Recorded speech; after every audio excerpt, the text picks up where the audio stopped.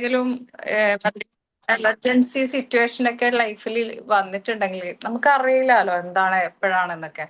അപ്പൊ അങ്ങനെയുള്ള എന്തെങ്കിലുമൊക്കെ വന്നിട്ടുണ്ടെങ്കിൽ നിങ്ങൾക്ക് എക്സാം പോസ്റ്റ്പോൺ ചെയ്തിട്ട് ആ ബാച്ചിന്റെ കൂടെ എഴുതും. പക്ഷെ നിങ്ങളുടെ സർട്ടിഫിക്കറ്റോ ഇതിലൊന്നും ഒന്നും മെൻഷൻ ചെയ്യുന്നൊന്നുമില്ല നിങ്ങൾ ഇതിന്റെ അണ്ടറിലാണ് പഠിച്ചത് അല്ലെങ്കിൽ അതിന്റെ അണ്ടറിൽ അങ്ങനെയൊന്നും ഇല്ല. നിങ്ങൾക്ക് പിന്നെ WHRDന്റെ സർട്ടിഫിക്കറ്റ് ഗവൺമെന്റ് പ്രൊവൈഡ് ചെയ്യുന്ന സർട്ടിഫിക്കറ്റ് കിട്ടും, അത്രേ ഉള്ളൂ.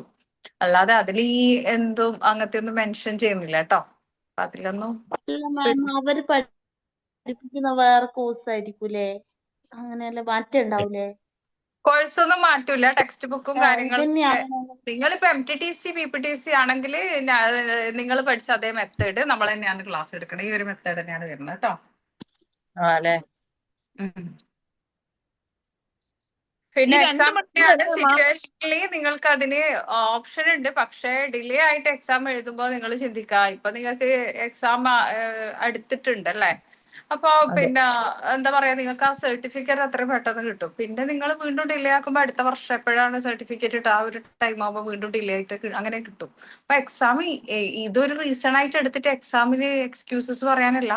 എക്സാം നമ്മൾ മസ്റ്റ് ആയിട്ട് അറ്റൻഡ് ചെയ്യാം. പക്ഷേ എന്തെങ്കിലും ലൈഫിൽ എമർജൻസി സിറ്റുവേഷൻ ഫേസ് ചെയ്യേണ്ട ആ ഒരു അവസ്ഥയിലാണെങ്കിൽ നിങ്ങൾക്ക് ഒരു ഓപ്ഷൻ, അത്രേ ഉള്ളൂ കേട്ടോ. മിസ് ഈ 2 മണിക്കൂർ അപ്പൊ എന്നാ മിസ്സാ പഠിപ്പിക്കുക? നിങ്ങളിപ്പോ എന്താ പഠിച്ചോണ്ടിരിക്കണത് തന്നെയാണ്. അതിപ്പോ ഇങ്ങനെ ഇത്രയും വൈഡ് ആയിട്ട് എങ്ങനെ ബോറടിക്കൂലേ?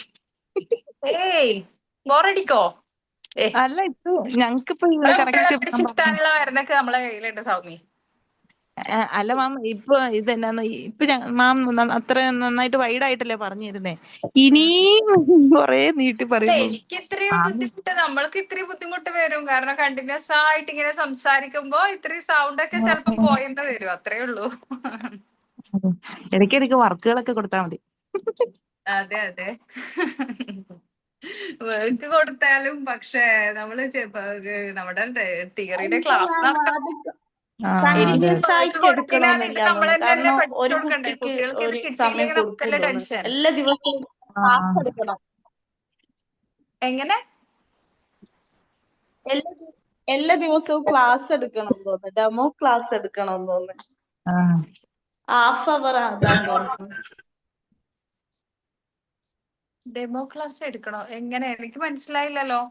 അപ്പൊ ഈ 2 മണിക്കൂർ 2 hours ക്ലാസ് ഇല്ലേ, അതിൽ half hour students demo class എടുക്കണം തോന്നുന്നു. എല്ലാ ദിവസവും പ്രാക്ടീസ് ഉണ്ട് ക്ലാസ് എടുത്തിട്ട്. ഇല്ല ഇല്ല, അങ്ങനെയൊന്നും ഇല്ല. ഇതൊക്കെ ആരാ പറഞ്ഞേ? അത് ഇതില് തന്നെ ജോയിൻ ആയ ഒരാൾ പറഞ്ഞതാ. അങ്ങനെയൊന്നും ഇല്ല കേട്ടോ. ഡെമോ ക്ലാസ് അത് കൊടുക്കുന്നത് പ്രാക്ടീസിന്റെ സമയത്ത് മാത്രമാണ് ഡെമോ ക്ലാസ് നടക്കും. അല്ലാത്ത സമയത്ത് ക്ലാസ് തിയറി സംഭവങ്ങള് നിങ്ങൾക്ക് പിന്നെ ഒരുപാട് ഉണ്ടല്ലോ. എല്ലാം ടീച്ചിങ് റിലേറ്റഡ് ആയിട്ടുള്ള എല്ലാ സംഗതികളും കവർ ചെയ്യണല്ലോ. നമ്മള് കഴിഞ്ഞ ക്ലാസ്സിൽ എവിടെ നിർത്തിയത് ഒന്ന് പറഞ്ഞേ. ഓ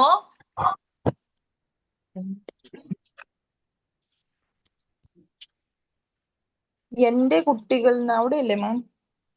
പേജ് നമ്പർ 42. 42 ഒന്നും ഇവിടെ ഇല്ലടോ. എന്റെ ടെക്സ്റ്റ് ബുക്കിൽ ഒന്നുമില്ല. എന്റെ കുട്ടികൾ എന്റെ കുട്ടികൾ എവിടെ? എന്റെ കുട്ടികൾ ഞങ്ങൾ ഇവിടെ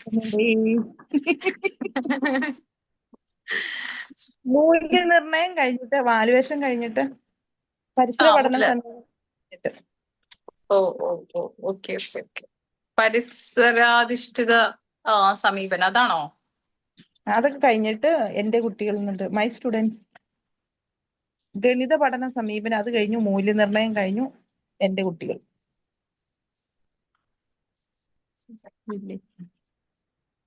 നിങ്ങളുടെ ടെക്സ്റ്റ് ബുക്കും എന്റെ ടെക്സ്റ്റ് ബുക്കും തമ്മിൽ ഒരുപാട് വ്യത്യാസമുണ്ട്.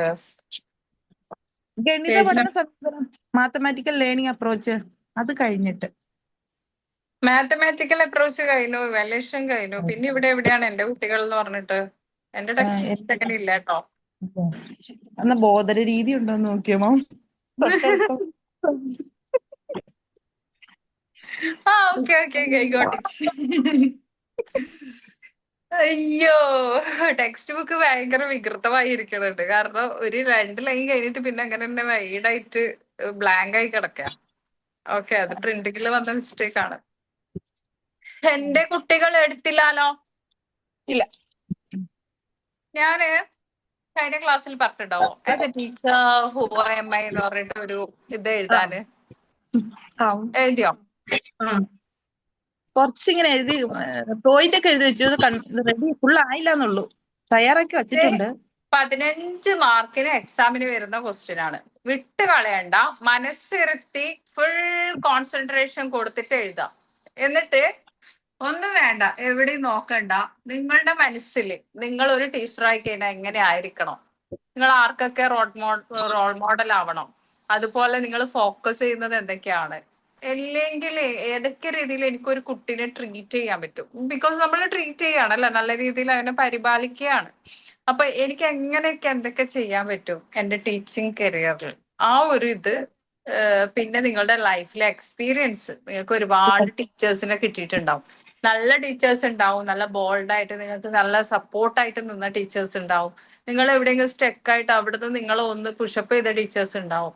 അതുപോലെ തന്നെ അറ്റ് ദ സെയിം ടൈം നിങ്ങളെ ഡൗൺ ആക്കിയ ടീച്ചേഴ്സ് ഉണ്ടാവും. നിങ്ങൾക്ക് ഒരുപാട് കഴിവുണ്ടായിട്ട് നിങ്ങളെ വേണ്ടത്ര മെയിൻറ്റെയിൻ ചെയ്യാതെ മറ്റു കുട്ടികൾക്ക്, അതായത് വേറെ എന്തെങ്കിലും കണ്ടിട്ട് മറ്റു കുട്ടികൾക്ക് പ്രയോറിറ്റി കൊടുത്ത ടീച്ചേഴ്സ് ഒക്കെ ഉണ്ടാവും അല്ലേ? ഇങ്ങനെ പല രീതിയിലുള്ള എക്സ്പീരിയൻസ് നിങ്ങൾക്ക് ലൈഫിൽ ഉണ്ടായിട്ടുണ്ടാവും. അപ്പൊ ഈ എക്സ്പീരിയൻസ് എന്ന് പറയുന്നത് എന്താ? ഇതൊക്കെ നിങ്ങൾ ഇതിൽ ഇൻക്ലൂഡ് ചെയ്യാം. നിങ്ങളുടെ ആ ഒരു പിന്നെ സ്കൂൾ ലൈഫ്, ഹൈസ്കൂൾ ലൈഫ് അല്ലെ, പിന്നെ കോളേജ് ലൈഫ്, എല്ലാം ഇതുവരെയുള്ള എല്ലാ നിങ്ങളുടെ ആ ഒരു എക്സ്പീരിയൻസ് വെച്ചിട്ട് നിങ്ങൾ എഴുതാം. എനിക്ക് പിന്നെ കുറെ ടീച്ചേഴ്സ് ഉണ്ടായിട്ടുണ്ടായിരുന്നു, ഇന്ന ടീച്ചർ എന്നെ വല്ലാതെ വേദനിപ്പിച്ചിട്ടുണ്ടായിരുന്നു. ഇപ്പൊ ഞാനൊക്കെ വേദനിപ്പിച്ചിട്ടുണ്ടെങ്കിൽ അതൊക്കെ എഴുതാം, പ്രശ്നമൊന്നുമില്ല. ശ്രമിച്ച് എന്നെ എപ്പോഴും മെയിൻ ആക്കാറില്ല. വഴക്ക് പറഞ്ഞിട്ടുണ്ടായിരുന്നു ക്ലാസ്സിൽ 2 തവണ, ഞാൻ കരഞ്ഞിട്ടുണ്ടായിരുന്നു. എനിക്കറിയില്ല കേട്ടോ, എന്റെ ജീവിതത്തിൽ ഇങ്ങനെയുള്ളതൊന്നും കിട്ടിയിട്ടില്ല. എഴുതുന്നുണ്ടൊക്കെ എഴുതിക്കോളൂ, പക്ഷെ അങ്ങനെ നിങ്ങൾക്ക് ഫീൽ ചെയ്തിട്ടുണ്ടെങ്കിൽ അത് എനിക്ക് തിരുത്തി തരാനുള്ള ഒരു ചാൻസസ് ആയിട്ട് ഞാനത് കാണും. പിന്നെ മാം അത് ഓൾറെഡി സബ്മിറ്റ് ചെയ്തിട്ടുണ്ടായിരുന്നല്ലോ കുറച്ച് മുമ്പ്. മാം ഇത് സബ്മിറ്റ് ചെയ്യാൻ കുറച്ച് മുമ്പേ പറഞ്ഞിട്ടുണ്ടായിരുന്നു. പറഞ്ഞിട്ടുണ്ടെങ്കിൽ മാമിന്റെ ഒന്ന് എഴുതട്ടായിരുന്നു അല്ലെ ഹിബ? അല്ല, ഞാൻ എഴുതി സബ്മിറ്റ് ചെയ്തിട്ട് മാം അതിന് റിപ്ലൈ തന്നിട്ടുണ്ടായിരുന്നു. എനിക്ക് കുറച്ച് കുട്ടികൾ അയച്ചിട്ടുണ്ടായിരുന്നു. അതിപ്പോ ഏത് ബാച്ച് ആണെന്നൊന്നും ഞാൻ നോക്കില്ല. ഏതായാലും എന്റെ പിള്ളേരാണ്, ഞാൻ മാർക്ക് കൊടുക്കും. അത് വർക്ക് നോക്കും എങ്ങനെയുള്ള വർക്ക് ആണെന്ന്, എന്നിട്ട് അതിനനുസരിച്ച് മാർക്ക് കൊടുക്കും. വേറെ ഹിബന്റെ പേരിന് ഒരു പ്രത്യേകതയുണ്ട്. എന്താണെന്ന് അറിയാമോ? ഹിബാന്നില്ല എല്ലാ ബാച്ചിലുള്ള കുട്ടിയും പിന്നെ വർക്കിന്റെ കാര്യത്തിൽ നമ്പർ 1 ആണ്. ഞങ്ങളുടെ ബാച്ചിൽ 2 ഹിബ ഉണ്ട്. നിങ്ങളെ ബാച്ചിൽ എത്രയോ വർഷങ്ങൾക്ക് മുമ്പ് തൊട്ടിട്ടില്ല ഹിബ തൊട്ടിട്ട് ഇത്ര വരെയുള്ളത് വർക്കിന് നമ്പറാണ്. പക്ഷെ എനിക്ക് ഭയങ്കര വിഷമം തോന്നിയത് ഒരു ഹിബ ഉണ്ടായിരുന്നു കഴിഞ്ഞ മോണ്ടസറി ബാച്ചില്. ഞാന് 3 സ്റ്റാർ ഇട്ടിട്ട് മാർക്ക് ചെയ്തിട്ട് നമ്പറൊക്കെ സേവ് ചെയ്തൊരു കുട്ടിയായിരുന്നു. അത്ര അടിപൊളിയായിട്ട് വർക്ക് പ്രസന്റേഷൻ എന്ന് പറഞ്ഞാൽ നീറ്റ് ആൻഡ് പെർഫെക്റ്റ് ആയിട്ട് ചെയ്യായിരുന്നു. എക്സാമിന്റെ സമയമാകുമ്പോഴേക്ക് ആള്, അതാ പറയുന്ന നമുക്ക് എന്തോ എങ്ങനെയും സംഭവിക്കാം. എക്സാമിന്റെ സമയമാകുമ്പോഴേക്ക് ആൾക്ക് എന്താ പറ്റിയതെന്ന് എനിക്കറിയില്ല. എക്സാമിന് വിളിച്ചപ്പോ ഒരു തരം വേറെ തന്നെ ഒരു കുട്ടിയായിരുന്നു. ഭയങ്കര എന്തോ ഒരു ടെൻഷൻ അടിച്ചിട്ട് ഒരു തരം വെപ്രാളം പോലെ ഭയങ്കര. ഞാൻ പറഞ്ഞ എന്താ ഇപ്പൊ ഇത്, ഞാൻ ഇതൊന്നല്ല പ്രതീക്ഷിച്ചത്.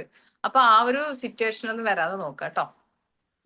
വൈവക്കൊന്നും കിട്ടാതിരിക്കാം, അതൊക്കെ ഭയങ്കര വിഷമല്ലേ. വൈവയെല്ലാം നന്നായിട്ട് അറ്റൻഡ് ചെയ്യാം, എല്ലാ കാര്യങ്ങളും നന്നായിട്ട് ചെയ്യാം.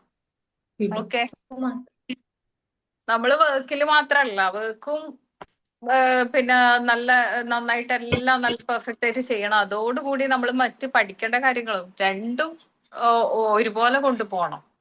മനസ്സിലായില്ലേ? അപ്പൊ നിങ്ങൾ as a teacher who am I എന്നുള്ളത് എഴുതണം. അത് എഴുതിയിട്ട് എനിക്ക് സബ്മിറ്റ് ചെയ്യണം. നല്ല രീതിയിൽ എല്ലാ ഏരിയാസും കവർ ചെയ്തിട്ട് തന്നെ എഴുതണം കേട്ടോ. എന്നെ വരുന്നത് എന്റെ കുട്ടികളിൽ നിന്നുള്ളതാണ്. എന്റെ കുട്ടികൾ അതുമായിട്ട് റിലേറ്റഡ് ആയിട്ടുള്ളത് തന്നെയാണ്. അപ്പൊ ഇവിടെ ഇത് ഞാൻ ഓൾറെഡി പറഞ്ഞിട്ടുണ്ട്. കുട്ടീന്റെ ബയോഡാറ്റ, കുടുംബ സാഹചര്യം, ശാരീരിക, ഇപ്പൊ നമ്മൾ ഒരു കുട്ടീനെ കുറിച്ചിട്ടുള്ള ഡാറ്റയാണ് നമ്മൾ എന്റെ കുട്ടികൾ. ഇപ്പൊ ഒരു ക്ലാസ്സിൽ ഒരു കുട്ടി ഉണ്ടെങ്കിൽ നമ്മൾ ആസ് എ പാരന്റ് നമുക്ക് അത് റിയലൈസ് ചെയ്യാൻ പറ്റുന്ന സംഗതിയാണ്. നമ്മൾ എന്തൊക്കെ ഇൻഫർമേഷൻ സ്കൂളിൽ പാസ് ചെയ്യുന്നുണ്ട് അല്ലെ, അത്ര തന്നെയാണ്. അപ്പൊ അതാണ് എന്റെ കുട്ടികൾ എന്ന് പറഞ്ഞത് കൊണ്ട് ഉദ്ദേശിച്ചത്. ഇത് നിങ്ങൾക്ക് ഇമ്പോർട്ടന്റ് ആയിട്ടുള്ള കാര്യമൊന്നല്ല.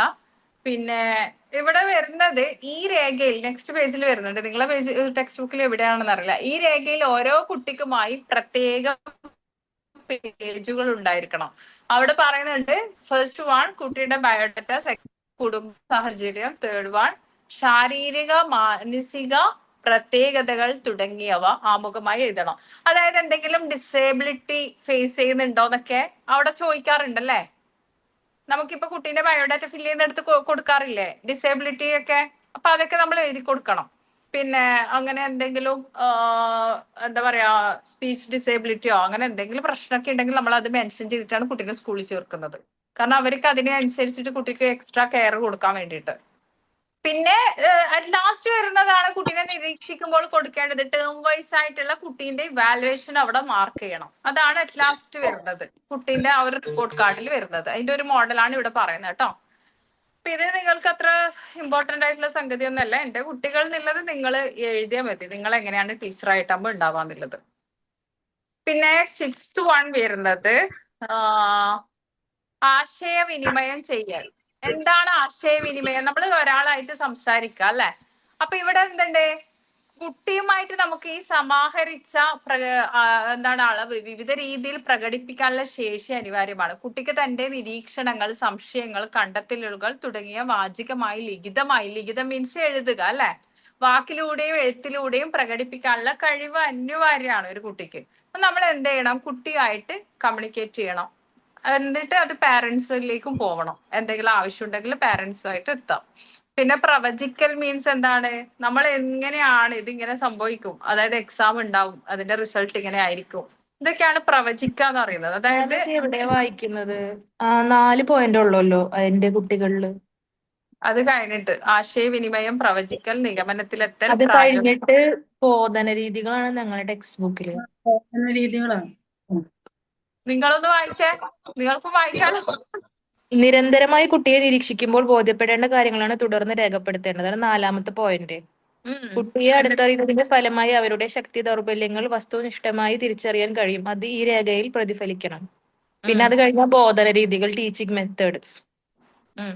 വളരെ കൃത്യതയോടും ചിട്ടയോടും മുൻകൂട്ടി തയ്യാറായാണ് അധ്യാപകർ കുട്ടികൾക്ക് മുന്നിലെത്തുന്നത്. ഇതിന് അധ്യാപകനെ സഹായിക്കുന്നതിനായി പാഠപുസ്തകങ്ങളും കൈപുസ്തകങ്ങളും മറ്റു പല ഉന്നത മേഖലകളിൽ നിന്ന് നിലവിലുണ്ട്. അതാണ് പറഞ്ഞത്. പിന്നെ ഇവയെ ഫലപ്രദമായി കൈകാര്യം ചെയ്തതാണ് അധ്യാപകർ ക്ലാസ്സിലേക്ക് പോകുന്നതെങ്കിലും നിശ്ചിത പാഠഭാഗം കൈകാര്യം ചെയ്താണ്. ഓക്കെ, നിങ്ങളെ ടെക്സ്റ്റ് ബുക്കിൽ ആ ഒരു പോർഷൻ എടുത്ത് മാറ്റിയിട്ടുണ്ട് കേട്ടോ. അവിടെ ഒരു 12 പോയിന്റ് വരുന്നുണ്ട്. അതായത് ആശയവിനിമയം, പ്രവചിക്കൽ, നിഗമനത്തിലെത്തൽ, പ്രായോഗിക നിർവചനങ്ങൾ, അതൊക്കെ വരുന്നുണ്ട്. അപ്പൊ നിങ്ങളെ ടെക്സ്റ്റ് ബുക്കിൽ അത് എടുത്തു മാറ്റിയിട്ടുണ്ട്. നിങ്ങളുടെ പുതിയ പിന്നെ വരുന്നത് premises based approach, method of speech, അതാണ് പിന്നെ പോയിന്റ്സിൽ വരുന്നത്. ഓക്കെ അപ്പൊ ടെക്സ്റ്റ് ബുക്കിന്റെ ഒരു ഇതിന്ന് എന്റെ കയ്യിൽ നിന്ന് കുറച്ചും കൂടി ഡീറ്റെയിൽ ആയിട്ടുള്ള ടെക്സ്റ്റ് ബുക്കാണ്. അപ്പൊ അതിൽ നിന്ന് കുറച്ച് നിങ്ങളുടെ പോർഷൻ കട്ട് ചെയ്തിട്ടുണ്ടായിരുന്നു. Okay, leave it. ആൻഡ് ബോധന രീതികൾ എന്താണെന്ന് നിങ്ങൾക്ക് അറിയാം. ബോധന രീതികൾ എന്താണ് മെത്തഡോളജി ഓഫ് ടീച്ചിങ്? ഞാനൊരു ക്വസ്റ്റ്യൻ തന്നെ തന്നിട്ടുണ്ട്, എന്താണ് ബോധന രീതികൾ എന്നുള്ളത്. ബോധന രീതി എന്ന് പറഞ്ഞാൽ ഒരു അധ്യാപിക കുട്ടീനെ, അല്ലെങ്കിൽ അധ്യാപിക കുട്ടീനെ പഠിപ്പിക്കുന്ന ആ ഒരു രീതി, ആ ഒരു മെത്തേഡ്, ടീച്ചിങ് മെത്തേഡിനെയാണ് ബോധന രീതി എന്ന് പറയുന്നത്. അതിൽ ടീച്ചർക്ക് എന്തെല്ലാം അപ്ലൈ ചെയ്ത് കൊടുക്കാം? പിന്നെ എക്സ്ട്രാ കരിക്കുലം ആക്ടിവിറ്റീസ്, പുറമേയുള്ള എന്തെങ്കിലും ആക്ടിവിറ്റീസ് അല്ലെ. പിന്നെ ടെക്സ്റ്റ് ബുക്കിൽ ഹോംവർക്ക്, പിന്നെ മറ്റ് ആക്ടിവിറ്റീസ്, പിന്നെ മോട്ടോ ആക്ടിവിറ്റീസ് ആയിട്ട് നമ്മൾ ചെയ്യുന്ന gross motor skill development and fine motor skill ഡെവലപ്മെന്റിന് വേണ്ടിയിട്ടുള്ള സംഗതികൾ ഇൻക്ലൂഡ് ചെയ്യാം. ടെക്സ്റ്റ് ബുക്കിനെ ബേസ് ചെയ്തിട്ടുള്ള പഠനം കുട്ടിയിലേക്ക് പുറമേയുള്ള വിവരങ്ങൾ അടക്കം ഇൻക്ലൂഡ് ചെയ്തിട്ട് പഠിപ്പിച്ചു കൊടുക്കുന്ന മെയിൻ ആയിട്ടുള്ള മെത്തേഡും ട്രഡീഷണൽ മെത്തേഡും. അങ്ങനെ പല രീതിയിൽ ബോധന രീതികൾ നമുക്ക് കുട്ടിയിൽ നടപ്പാക്കാം. ഇപ്പൊ നമ്മൾ കുറേ ബോധന രീതി പഠിച്ചിട്ടുണ്ട് അല്ലെ. അതിലൊന്നാണ് കിൻഡർ ഗാർഡൻ മെത്തേഡ്, പ്ലേവേ മെത്തേഡ് അല്ലെ, വിന്നറ്റ്ക അല്ലെ, ഹ്യൂറിസ്റ്റിക് മെത്തേഡ്, ഇങ്ങനെ ഒരുപാട് മെത്തേഡ് പഠിച്ചിട്ടുണ്ട്. ഓരോ മെത്തേഡിലും പറയുന്നത് എന്താണ്, എല്ലാ മെത്തേഡും ഞാൻ പറഞ്ഞിട്ടുണ്ട്, ഒന്നും ബൈ ഹാർട്ട് പഠിക്കാൻ പാടില്ല എക്സാമിന്. ഒരു നല്ല മെത്തേഡ് പഠിച്ചു വെക്കുക. ഞാൻ തന്നിട്ടുള്ള ആ പോയിന്റ്, ഹ്യൂറിസ്റ്റിക് മെത്തേഡ്, വിന്നറ്റ്ക മെത്തേഡ്, പ്രസംഗ രീതി, ഇതിനൊക്കെ ഞാൻ പോയിന്റ് തന്നിട്ടുണ്ട്. ആ പോയിന്റ് മാത്രം പഠിച്ചിട്ട് ഒരു നല്ല ബോധന രീതി എഴുതുക, എന്നിട്ട് ഈ പോയിന്റ് എഴുതി കൊടുക്കാം. അത്രേ ഉള്ളൂ. കാരണം ഏതെങ്കിലും ബോധന രീതിയിൽ പറയുന്നുണ്ടോ കുട്ടീനെ വെടിയെടുത്ത് അടിക്കണം, ക്ലാസ്സിൽ നിന്ന് എടുത്ത് പുറത്തിടണം, പിന്നെ വീട്ടിലേക്ക് കൊണ്ടാക്കണം, ക്ലാസ്സിൽ കയറ്റാൻ പാടില്ല, അല്ലെങ്കിൽ എന്തെങ്കിലും നെഗറ്റീവ് തിങ്സ് അവിടെ ഉണ്ടോ മെൻഷൻ ചെയ്തിട്ട്? ഒരു ബോധന രീതിയിലും ഇല്ല. എല്ലാത്തിലും പറയുന്നത് പോസിറ്റീവായിട്ട്, അതായത് പോസിറ്റീവായിട്ട് ജീവിതം കാണിച്ചു കൊടുക്കണം എന്നാണ് മെയിൻ ആയിട്ട്. ലൈഫ് സ്കില്ല് ടീച്ച് ചെയ്യണം. പിന്നെ ലേണിംഗ് ബൈ ഡൂയിങ്, പ്രവൃത്തിയിലൂടെയുള്ള പഠനം, അല്ലേ? പിന്നെ നമ്മുടെ പരിസര ബോധം, ലോകത്തെ കുറിച്ചുള്ള അവയർനെസ്, ഇതൊക്കെയാണ് എല്ലാ ബോധന രീതിയിലും പറയുന്നത്. അപ്പൊ ഇതൊക്കെ ഇൻക്ലൂഡ് ചെയ്തിട്ട് നിങ്ങൾ എന്ത് ചെയ്യാം? നിങ്ങൾ നിങ്ങളുടേതായ ഒരു നല്ല ബോധന രീതി ചെയ്ത് മനസ്സിൽ നിന്ന് എഴുതുക പോസിറ്റീവായിട്ട്. ബൈ ഹാർട്ട് പഠിക്കാൻ പറ്റുന്നവർ പഠിച്ചോളൂ, ഇപ്പൊ ഒരു പ്രോബ്ലവും ഇല്ല. പക്ഷെ ഈസി ആയിട്ടുള്ള ഒരു മെത്തേഡാണ് പറഞ്ഞിരുന്നത്. ഒരു നല്ല ബോധന രീതി പഠിക്കാം. 2 പോയിന്റ് എല്ലാ ബോധന രീതിക്കും ഞാൻ തന്നിട്ടുണ്ട്. ക്ലാസ്സിൽ ഇരുന്നവർക്ക് ക്ലാസ് നോട്ട് കിട്ടിയിട്ടുണ്ടാവും, അല്ലാത്തവർ ഫ്രണ്ട്സിനോട് ചോദിച്ചു വാങ്ങാം. എന്നിട്ട് ആ പോയിന്റ് എഴുതി കൊടുക്കാം. ഇപ്പൊ കിൻഡർ ഗാർഡൻ മെത്തേഡ് നമുക്കറിയാലോ എന്താണ്. അത് വരുന്നത് കളികളിലൂടെയുള്ള പഠനം, അല്ലേ? കിൻഡർ ഗാർഡൻ മെത്തേഡ് എന്ന് പറയുമ്പോൾ കളികളിലൂടെയുള്ള പഠനമാണ് ഉദ്ദേശിക്കുന്നത്. അപ്പൊ ആ ഒരു കുട്ടികളെ കുട്ടിക്ക് പഠനം മുഷിച്ചിലില്ലാത്ത രീതിയിൽ, ബോറിംഗ് അല്ലാത്ത രീതിയിൽ പഠനം ആസ്വദിക്കാനുള്ളതാണ്.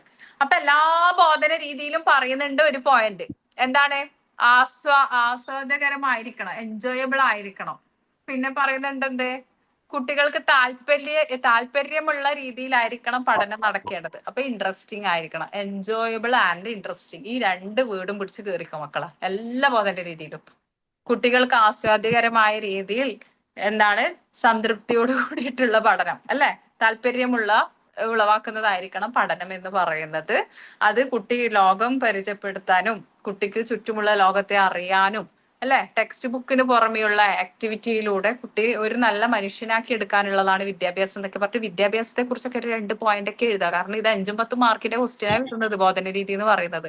ചെറിയ മാർക്കിന്റെ ക്വസ്റ്റ്യൻ അല്ല കേട്ടോ, വലിയ ക്വസ്റ്റ്യൻ ആണ്. അപ്പൊ അതിൻ്റെതായ രീതിയിൽ എഡ്യൂക്കേഷനെ കുറിച്ച് ഒരു 2 വരെ എഴുതാം. എന്നിട്ട് നല്ലൊരു കുട്ടികൾക്ക് എങ്ങനെയാണ് വിദ്യാഭ്യാസം അപ്ലൈ ചെയ്ത് കൊടുക്കുന്ന മെത്തേഡിനാണ് ബോധന രീതി എന്ന് പറയുന്നത്. നമ്മൾ എങ്ങനെയാണ് വിദ്യാഭ്യാസം കുട്ടിയിലേക്ക് എത്തിക്കുന്നത്, ആ ഒരു പ്രോസസ്സിംഗ് ആണ് ബോധന രീതി. ഇനി ബോധന രീതിയെ കുറിച്ച് ആർക്കെങ്കിലും സംശയം ഉണ്ടോ? പണ്ട് നമുക്ക് കുറച്ച് ടീച്ചേഴ്സ് ഉണ്ടായിട്ടില്ലേ, ക്ലാസ്സിൽ വന്നിട്ട് എന്തെങ്കിലും വായിച്ചു തന്നിട്ട് എന്തെങ്കിലും എഴുതാ, അവിടുന്ന് ടെക്സ്റ്റ് ബുക്കില്ലാതെ കുറച്ച് അതൊക്കെ എഴുതുന്നിട്ട് അവിടെ ഇങ്ങനെ ഇരിക്കും പോയിട്ട്. ഇങ്ങനെയുള്ള കുറെ ടീച്ചേഴ്സിനെ നമ്മൾ കണ്ടിട്ടില്ലേ? നമുക്കൊക്കെ ഒരുപാട് ടീച്ചേഴ്സ് ഉണ്ടായിരുന്നു, വെറുതെ സാലറി വാങ്ങിയ ഒരുപാട് ടീച്ചേഴ്സ്. ഞാനൊക്കെ കരുതുന്നുണ്ട് നമ്മളൊക്കെ എങ്ങനെയോ ആണ് ആ സമയത്ത് പഠിച്ചു വന്നതിന്റെ. സോഷ്യലിലൊക്കെ മിക്കവാറും ഇങ്ങനെയുള്ള ടീച്ചേഴ്സേ ഉണ്ടാവും എപ്പോഴും. അവര് ഉറങ്ങാനായിട്ട് ക്ലാസ്സിൽ തന്നെ വരുന്നത്. അവര് അവിടെ വന്നിരിക്കും, ഉറങ്ങും. നമ്മൾ ഇവിടുന്ന് എന്തെങ്കിലുമൊക്കെ പഠിക്കണവര് പഠിക്കും, അത് സത്യമാണ്. പക്ഷെ ഞാനൊക്കെ കരുതും കുറച്ച് കഴിഞ്ഞിട്ട് പഠിക്കാതല്ല, അവര് ഉറങ്ങണുണ്ടല്ലോ, നമുക്ക് നമ്മളുടെ എൻജോയ്മെന്റ് നടക്കട്ടെ, അവരുറങ്ങിക്കോട്ടെ, അത്രേ ഉള്ളൂ. എന്നിട്ട് പിന്നെ അത് ഇങ്ങനെ നീട്ടിക്കൊണ്ടുപോകും. സോഷ്യലിന്റെ നോട്ടൊന്നും ഒരിക്കലും കംപ്ലീറ്റ് ആവില്ല ആരുടേതും. കാരണം അത്രയും നോട്ട്സ് ഒന്നും തരാൻ ഒന്നും ഉണ്ടാവില്ല. 2 പേജൊക്കെ, ചിലത് കുറേ നോട്ട്സ് നമ്മളോട് എഴുതാൻ പറഞ്ഞിട്ട് അവരങ്ങ് കിടന്നുറങ്ങും. അങ്ങനെയുള്ള ടീച്ചേഴ്സും ഉണ്ട്. ഇത് 2 തരത്തിലുള്ള മടിയന്മാർ വരുത്തിട്ട് ക്ലാസ്സിൽ. അപ്പൊ ഇങ്ങനെയൊന്നും ആവാൻ പാടില്ലേ, പറയിപ്പിക്കരുത്. പോയിട്ട് സ്കൂളിൽ പോയിട്ട് നമ്മളെ പറയിപ്പിക്കാൻ പാടില്ലേ. നിങ്ങൾക്ക് ആരെ ട്രെയിനിങ് തന്നിട്ട് ഇങ്ങോട്ടേക്ക് വിട്ടേ? ഉറക്കമൊക്കെ വീട്ടിൽ ഉറങ്ങിയിട്ട് പോവുക. പിന്നെ എത്ര ഉറങ്ങിയില്ലെങ്കിൽ എത്ര പ്രശ്നം ഉണ്ടെങ്കിലും കുട്ടികളെ മുമ്പിൽ നല്ല പ്ലസന്റ് മൈൻഡ്, ഹാപ്പി സ്മൈലോട് കൂടിയിട്ട് അവിടെ ഇരിക്കാം. മനസ്സിലായില്ലേ? അത് ഓട്ടോമാറ്റിക്കലി നമ്മൾ അങ്ങനെ ആയിക്കോളും. എന്നെയൊക്കെ കാണുന്നില്ല, എന്നെയൊക്കെ കണ്ടുകഴിഞ്ഞാൽ നല്ല സന്തോഷത്തോടു കൂടിയല്ലേ എപ്പോഴും ക്ലാസ് എടുക്കണേ, അല്ലേ? അത്രേ ഉള്ളൂ. അപ്പൊ ഇങ്ങനെ ഓ ഓ ഓ ഹാപ്പി പറയാം. അതെ അതെ അതെ അതെ അതെ. അപ്പോ നമ്മളിങ്ങനെ എന്താ പറയാ, ബോധന രീതി എന്ന് പറയുന്നത് അത്രേ ഉള്ളൂ. ഷോർട്ടാക്കി പറഞ്ഞത് നമ്മൾ പഠിപ്പിക്കുന്ന ആ ഒരു രീതിയാണ് teaching method. What is methodology of teaching? It's a teaching method, അത്രേ ഉള്ളൂ. ഒരു ടീച്ചിങ് മെത്തേഡ് അതെങ്ങനെയാണ്, how to apply that method, അതിനാണ് ആ ഒരു മെത്തേഡ് അല്ലെങ്കിൽ ദാറ്റ് പ്രോസസ്സിങ്, ആ ഒരു പ്രോസസ്സിങ്ങിനാണ് എന്ത് പറയുന്നത്, ബോധന രീതി എന്ന് പറയുന്നത്. പിന്നെ നെക്സ്റ്റ് വരുന്നത് പരിസ്ഥിതാധിഷ്ഠിത എൻവയറമെന്റൽ അപ്രോച്ച്. അപ്പൊ ഈ എൻവയറമെന്റൽ അപ്രോച്ച് എന്ന് പറയുന്ന ഒരു കുട്ടീനെ സംബന്ധിച്ചിടത്തോളം അവന്റെ പരിസ്ഥിതി, അവന് നമ്മളിപ്പോ ജനിച്ച് ഒരു കുട്ടി ഒരു ഫ്ലാറ്റിനകത്ത് ഒരു കുട്ടി ഇങ്ങനെ വളരെയാണ്. കുട്ടീന്റെ പാരന്റ്സ് എപ്പോഴും ബിസിയാണ്. അവനക്ക് ചുറ്റുമുള്ള ലോകം എന്ന് പറയുന്നത് ആ 4 ചുവരുകൾക്കുള്ള ആക്സസ് ആയിട്ടുള്ള ഭയങ്കര ലക്ഷറി ലൈഫായിരിക്കും മേ ബി. അല്ലെങ്കിൽ അവർക്ക് വേണ്ടതൊക്കെ കിട്ടണുണ്ടാവും ആ വീട്ടിന്റെ അകത്ത്. മേ ബി ഫോണ്, ടാബ് ഇതൊക്കെ വെച്ചിട്ടായിരിക്കും അവന്റെ കൂടുതലുള്ള ഒരു കണക്ഷൻ വരുന്നത്. പക്ഷെ പുറം ലോകത്തിലെ ലൈഫ്, ഇവന് ഒരു ദിവസം പുറത്തൊരു പാർട്ടിയിലോ ഒരു ഫംഗ്ഷന് അല്ലെങ്കിൽ എവിടെയെങ്കിലും പോയി മറ്റുള്ളവരായിട്ട് നന്നായിട്ട് മിങ്കിളാണ്ട സിറ്റുവേഷൻ വന്നു, ഈ കുട്ടി ഭയങ്കര വീക്കായിരിക്കും. ഓഫ്കോഴ്സ് വീക്കായിരിക്കും അല്ലെ? ഇല്ലേ? അതെന്തുകൊണ്ടാ? ആ കുട്ടിക്ക് ആ ഒരു എക്സ്പീരിയൻസ് ഇല്ല. അവിടെ അവന് ഒരു പുതിയ ആളാണ്, ന്യൂ വൺ ആണ്. അപ്പൊ ആ ഒരു എക്സ്പീരിയൻസിൽ അവന് ഒരു പൊട്ടത്തരായിട്ട് മാറും. അപ്പൊ എന്താ ചെയ്യാ? അത്യാവശ്യം അവനെ ലൈഫ് ആസ്വദിക്കാൻ വിടും. അതാണ് എൻവയറമെന്റൽ അപ്രോച്ച് എന്ന് പറയുന്നത്. എന്താണ്? പരിസ്ഥിതിയെ പ്രയോജനപ്പെടുത്തണം നമ്മൾ. ഏത് രീതിയിലാണ്? കുട്ടിക്ക് ആ ഒരു അവന്റെ ചുറ്റുമുള്ള പരിസ്ഥിതിയിൽ എന്തൊക്കെ കാര്യങ്ങളുണ്ട്, അവന് ജിജ്ഞാസ ഉണ്ടാവും, ക്യൂരിയോസിറ്റി ഉണ്ടാവും. എപ്പോഴും ഓരോത്തിനെ കുറിച്ച് ഓരോ ക്യൂരിയോസിറ്റി ഉണ്ടാവും. അത് വെച്ചിട്ട് വേണം നമ്മൾ പഠിപ്പിച്ചു കൊടുക്കാന്. ആ ക്വസ്റ്റ്യൻ വരും, ഇതെന്താ അങ്ങനെ, അതെന്താ ഇങ്ങനെ എന്നുള്ള ക്വസ്റ്റ്യൻ വരും. ആ ക്വസ്റ്റ്യനിലൂടെയാണ് നമ്മൾ അവനെ ഈ ലോകത്തെ പരിചയപ്പെടുത്തുക. ഇതെന്താ അങ്ങനെ, അതെന്താ ഇങ്ങനെ എന്നുള്ള ക്വസ്റ്റ്യനിലൂടെയാണ് ലോകത്തെ നമ്മൾ പരിചയപ്പെടുത്തി കൊടുക്കുന്നത്. മനസ്സിലായില്ലേ? ഇല്ലേ? യെസ്.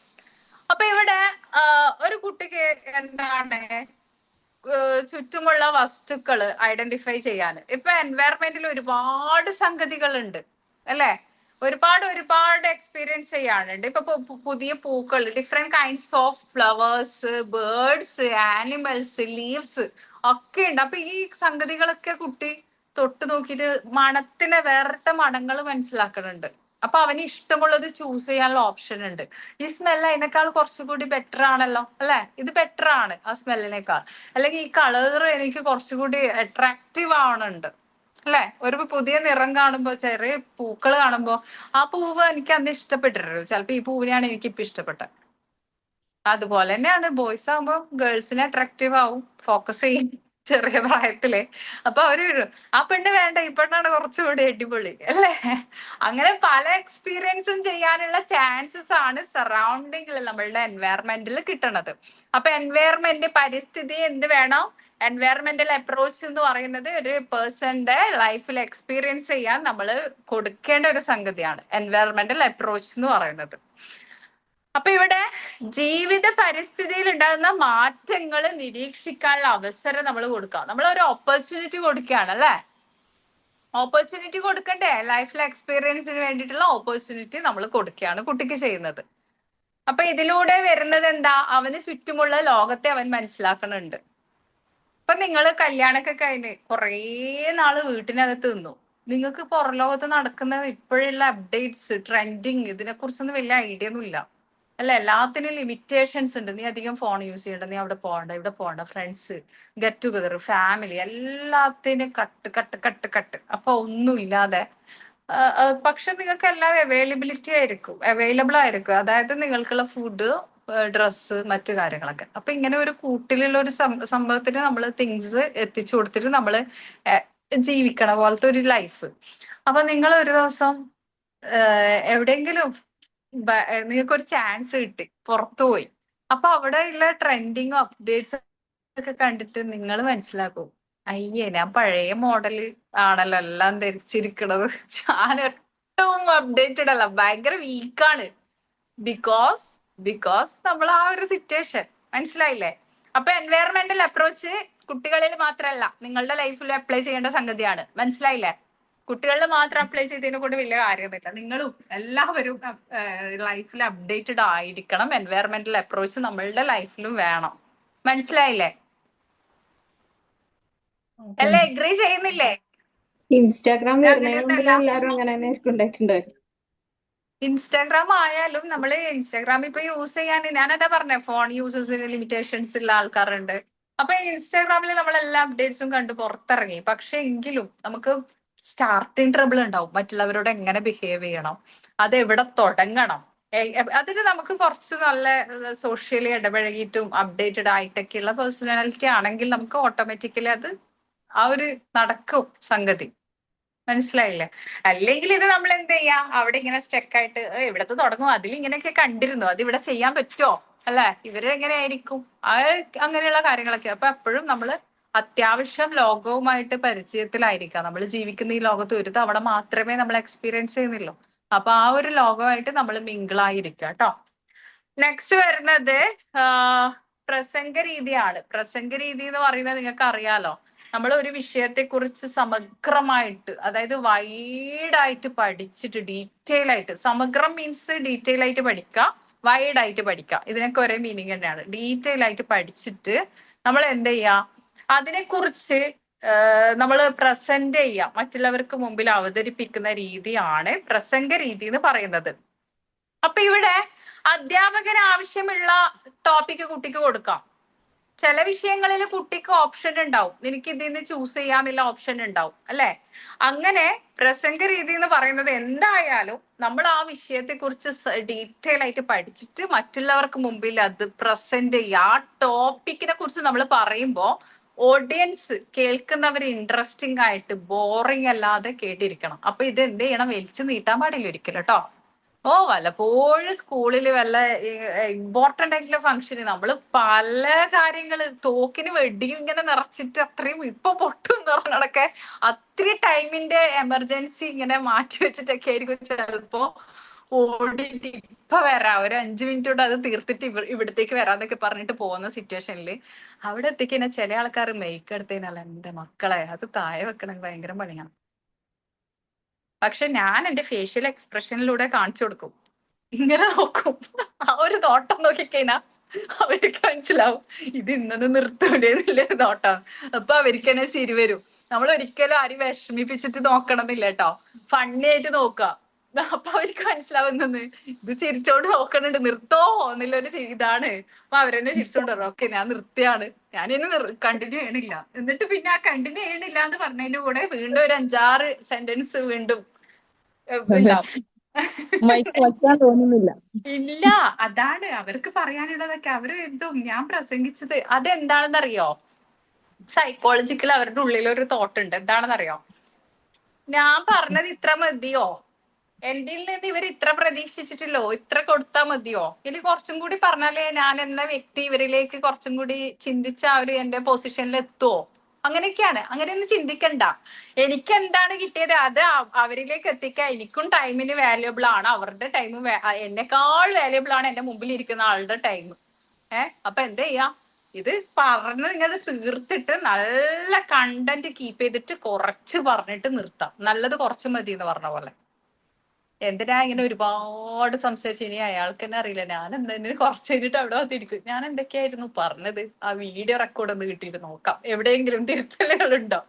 ആ ഒരു സിറ്റുവേഷൻ ക്രിയേറ്റ് ചെയ്യാതിരിക്കട്ടോ. നിങ്ങൾക്കൊക്കെ ഫ്യൂച്ചറിൽ ചാൻസ് കിട്ടുന്നുണ്ട്.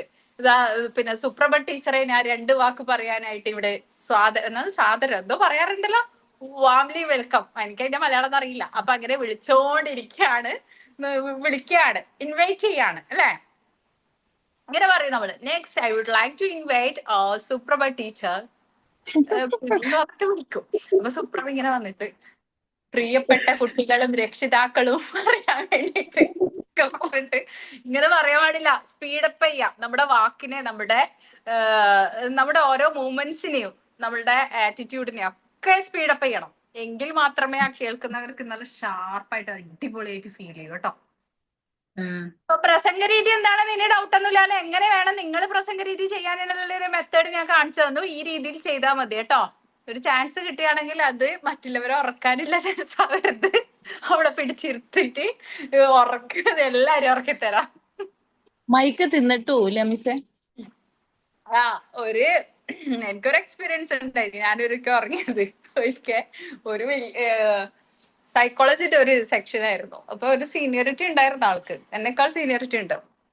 ആള് വന്ന് സംസാരിക്കാൻ തുടങ്ങി. പക്ഷെ ഞാൻ പറയട്ടെ, ഓപ്പൺ ആയിട്ട് പറയണം കേട്ടോ, അഹങ്കാരം എന്നല്ല. പക്ഷെ ആ ഒരു സിറ്റുവേഷനിൽ ഞാനാണ് സംസാരിച്ചെങ്കിൽ ആ ഒരു സിറ്റുവേഷൻ അയാളെക്കാൾ നന്നായിട്ട് ഞാൻ ചെയ്തു തീർക്കുമായിരുന്നു. എനിക്ക് ഉറപ്പുണ്ട്, കോൺഫിഡൻസ് ഉണ്ട്. അപ്പൊ ആള് ഫസ്റ്റ് ഭയങ്കര സ്റ്റാർ ആയിട്ട് ഇൻവൈറ്റ് ചെയ്ത ആള് പേരൊന്നും പറയണില്ല കേട്ടോ, എന്നിട്ട് വേണം പോയിട്ട് ഇത്രയും ഫേമസ് ആയ ആളാണ് ആള്. ഇതൊക്കെ എടുത്തു. നമ്മള് ഓഫ്ലൈനിലാണ്, അതായത് ഞാൻ മുമ്പ് വർക്ക് ചെയ്തുകൊണ്ടിരുന്ന ഈ സ്ഥാപനമായിട്ട് ബന്ധമൊന്നുമില്ല, അതുകൊണ്ട് ഓപ്പൺ ആയിട്ട് പറയണം. അപ്പൊ ആള് ബൈക്കൊക്കെ എടുത്തു, ഒരുപാട് ഇങ്ങനെ ക്വസ്റ്റ്യൻ ചോദിച്ചു, പാരന്റ്സിനോട് ചോദിച്ചു. അപ്പൊ എനിക്ക് സത്യം പറഞ്ഞ മോർണിംഗ് ആണ്, നല്ല ഉറക്കം വന്നിട്ടുണ്ടായിരുന്നു. ഞാന് ഇങ്ങനെ കടന്നു. ലാസ്റ്റ് ഇങ്ങനെ നമ്മൾ ഉറങ്ങുന്ന ആരും കാണാതിരിക്കണല്ലോ, അപ്പൊ ഇങ്ങനെ കടന്നു. എന്നിട്ട് കുറച്ച് സമയം ഞാൻ ഇങ്ങനെ കണ്ണുകൂട്ടി ഒന്ന് റിലാക്സ് ആയി. ആള് ഇപ്പൊ നിർത്തൂല എന്ന് മനസ്സിലായി. ബോറിങ് ആയിരുന്നു, മഹാ ബോറിങ്. അപ്പൊ ഇതൊക്കെ കഴിഞ്ഞിട്ട് അതിന്റെ ഇടയിൽ ഒരു സംഭവം ഉണ്ടായി. ഒരു ക്വസ്റ്റ്യൻ ചോദിച്ചു. ക്വസ്റ്റ്യൻ ചോദിച്ചപ്പോ പാരന്റ്സിന്, നമ്മുടെ മുമ്പിലിരിക്കുന്ന ഓഡിയൻസിന് ആരും കിട്ടില്ല. അപ്പോ ഇങ്ങനെ വന്നിട്ട് പറഞ്ഞു, നമ്മുടെ ഇവിടെ ഇതിന് ആൻസർ പറയാൻ പറ്റിയ ആരെങ്കിലും ഉണ്ടോ ഉണ്ടോ ഉണ്ടോ എന്ന് ഇങ്ങനെ കൊണ്ടുവന്നു. ഇപ്പൊ എന്റെ നേർക്കൊക്കെ വന്നപ്പോ ഞാന് പെട്ടെന്ന് ഉറക്കത്തിൽ എഴുന്നേറ്റ് എന്താ ചോദിച്ചേ. അപ്പൊ എന്നോട് പറഞ്ഞു ഗുഡ് മോർണിംഗ്. ഞാൻ പറഞ്ഞു വെരി ഗുഡ് മോർണിംഗ്. പക്ഷെ ആൾക്ക് മനസ്സിലായി ഞാൻ അത്രയും നേരം ഉറങ്ങിക്കൊണ്ടിരിക്കായിരുന്നു. അപ്പൊ എന്താ ചോദിച്ചതെന്ന് അറിയില്ല. Good morning. ഏതോ ലോകത്തുനിന്ന് ആള് എന്നിട്ട് എന്നെ പറഞ്ഞല്ല, ആ മൈക്കിൽ തന്നെ എന്നെ വിളിച്ചു പറഞ്ഞു. ഉറങ്ങി എഴുന്നേറ്റിട്ട് വന്നതേ ഇല്ലു, എവിടുന്നോ എഴുന്നേറ്റ്. ഞാൻ പറഞ്ഞു സാറ് ഒരുപാട് സംസാരിച്ചപ്പോ ഒരു കാര്യം ചോദിച്ചത് ഞാൻ കേട്ടില്ല എന്ന് പറഞ്ഞു. എന്നിട്ട് റിപ്പീറ്റ് ചോദിച്ചപ്പോ എനിക്ക് അറിയാവുന്ന ആൻസർ ആയിരുന്നു. സിമ്പിൾ ആയിട്ടുള്ള സൈക്കോളജിക്കലി റിലേറ്റഡ് ആയിട്ടുള്ള ഒരു ക്വസ്റ്റ്യൻ ആയിരുന്നു. അതുകൊണ്ട് തന്നെ അറിയാവുന്നതായിരുന്നു ആൻസർ പറഞ്ഞു.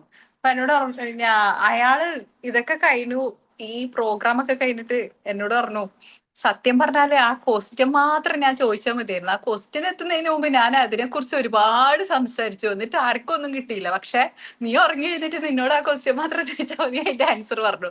അപ്പൊ അത് അങ്ങനെ ചോദിക്കാനും ഉണ്ടായിട്ടില്ലല്ലേ. ഞാൻ പറഞ്ഞു സത്യമായിരുന്നു, നല്ല ഉറക്കം, നന്നായിട്ട് ഞാൻ ഉറങ്ങി. എന്തായാലും ഞാൻ എൻജോയ് ചെയ്തു, ഞാൻ ഉറങ്ങി, എന്റെ ആ ഉറക്കത്തിന്റെ പ്രശ്നം തീർന്നു കിട്ടി. സത്യമാണ്, ഇങ്ങനെയുള്ള സംഗതികൾ ഉണ്ടാക്കാൻ പാടില്ല. ആരായാലും എത്ര ഫേമസ് ആയ പേഴ്സൺ ആയാലും നമ്മൾ ശ്രദ്ധിക്കണം. ഭയങ്കര മോശമാണ് കേട്ടോ, ആൾക്കാരെ നെഗറ്റീവ് അടിപ്പിക്കാന്ന് പറഞ്ഞാൽ അത്രയും മോശമായ സംഗതിയാണ്. ഇപ്പൊ നിങ്ങളിപ്പോ ഈ ക്ലാസ്സിന്റെ ഇടയിൽ ഇങ്ങനെയുള്ള എക്സ്പീരിയൻസും കാര്യങ്ങളൊക്കെ ക്ലാസ് റിലേറ്റഡ് ആയിട്ട് ഞാൻ ഷെയർ ചെയ്തിരുന്നത് എന്തിനാ? ഞങ്ങൾ ആരെയും വധിക്കാതിരിക്കാൻ. യെസ്, ബോറടിക്കാതിരിക്കാൻ. വേറെ ഒന്നല്ല, നിങ്ങളും ഇതുപോലെ ഉറങ്ങാനും ബോറടിക്കാനും തോന്നരുത്, അത്രേ ഉള്ളൂ. അപ്പൊ ഇവിടെ പ്രസംഗ രീതി എന്ന് പറയുന്നത് എന്താണെന്ന് എല്ലാവർക്കും ക്ലിയർ ആയിട്ടുണ്ടാവും. ഈ ഒരു സംഗതി ഫോളോ അപ്പ് ചെയ്യണം, റിക്വസ്റ്റ് ആണ്. പിന്നെ അതിന്റെ മേന്മകള്, അതിന്റെ ഒരു ക്വാളിറ്റീസ് എന്തൊക്കെയാ? അധ്യാപകന് സമയലാഭം ഉണ്ടാകുന്നു. സമയലാഭം വേണം. അപ്പൊ എന്ത് വേണം? ഷോർട്ട് ആയിരിക്കണം വേർഡ്സ്. മനസ്സിലായില്ലേ? അത്രയും ഷോർട്ട് ആക്കിയിട്ട് പറയാം. ഇവിടെ പറയുന്നുണ്ട്, കുറഞ്ഞ സമയത്തിനുള്ളിൽ കൂടുതൽ കാര്യങ്ങൾ പറഞ്ഞു കൊടുക്കാൻ കഴിയുന്നു. ആ ഒരു ഷോർട്ട് പീരീഡിനുള്ളിൽ നമ്മൾ ആ കണ്ടന്റ് മെയിൻ ആയിട്ട് ഫോക്കസ് ചെയ്ത് നല്ല ഡാറ്റാസ്, നല്ല വിവരങ്ങൾ മാത്രം ഇൻക്ലൂഡ് ചെയ്തിട്ട് പ്രസന്റ് ചെയ്യാം. എന്നിട്ട് അവിടെ നിർത്താം. നിങ്ങൾ തന്നെയാണ് അവിടെ ആ ഒരു പേഴ്സണാലിറ്റി എല്ലാവരും ശ്രദ്ധിക്കപ്പെടും. കാരണം എന്താ, വളരെ സൗമ്യമായി, വളരെ അടിപൊളിയായിട്ട് കുറച്ച് പറയേണ്ട കാര്യങ്ങള് ഡീറ്റെയിൽഡ് ആയിട്ട് അത് നല്ല രീതിയിൽ പറഞ്ഞു. ഓ എന്താ സൗമ്യ, എന്റെ പേര് വിളിച്ചില്ലായിരുന്നോ? എന്റെ ക്ലാസ്സിൽ ആ അങ്ങനെ സൗമ്യമായിട്ടോ. യെസ് യെസ് യെസ്, എനിക്കത് ആദ്യം കത്തിയില്ല കേട്ടോ.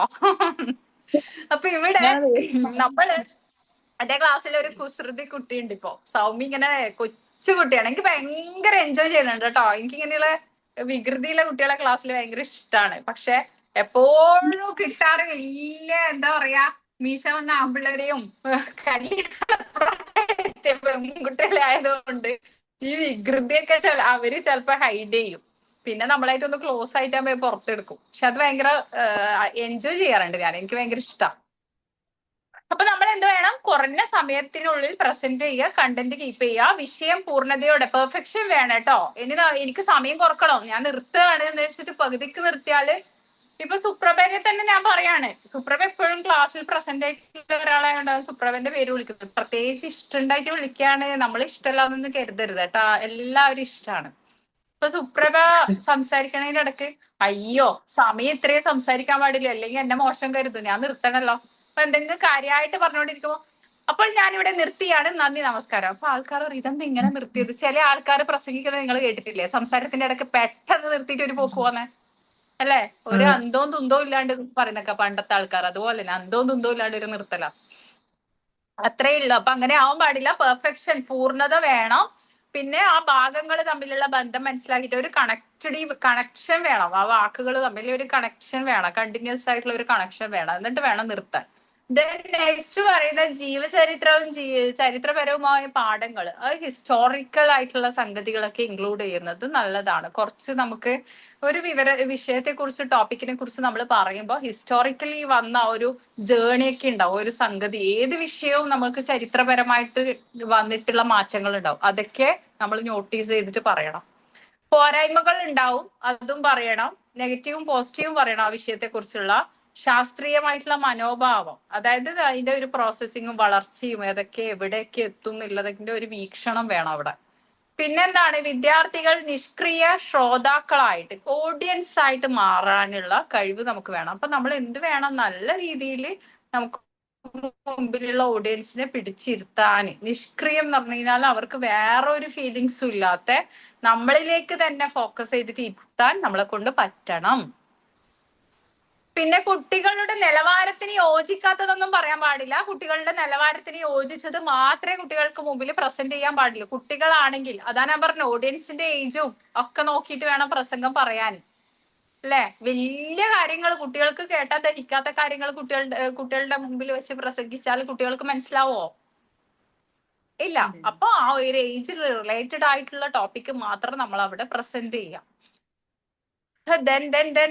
ശാസ്ത്രീയമായ രീതിയിൽ ചിന്തിക്കുന്നതിനുള്ള അവസരങ്ങൾ ലഭിക്കുന്നില്ല. ആ അവസരങ്ങൾ നമ്മൾ കൊടുക്കണം. പിന്നെ ഇതൊക്കെ ഇത്രയേ ഉള്ളൂ. എല്ലാം റിപ്പീറ്റേഷൻ വന്നതാണ്.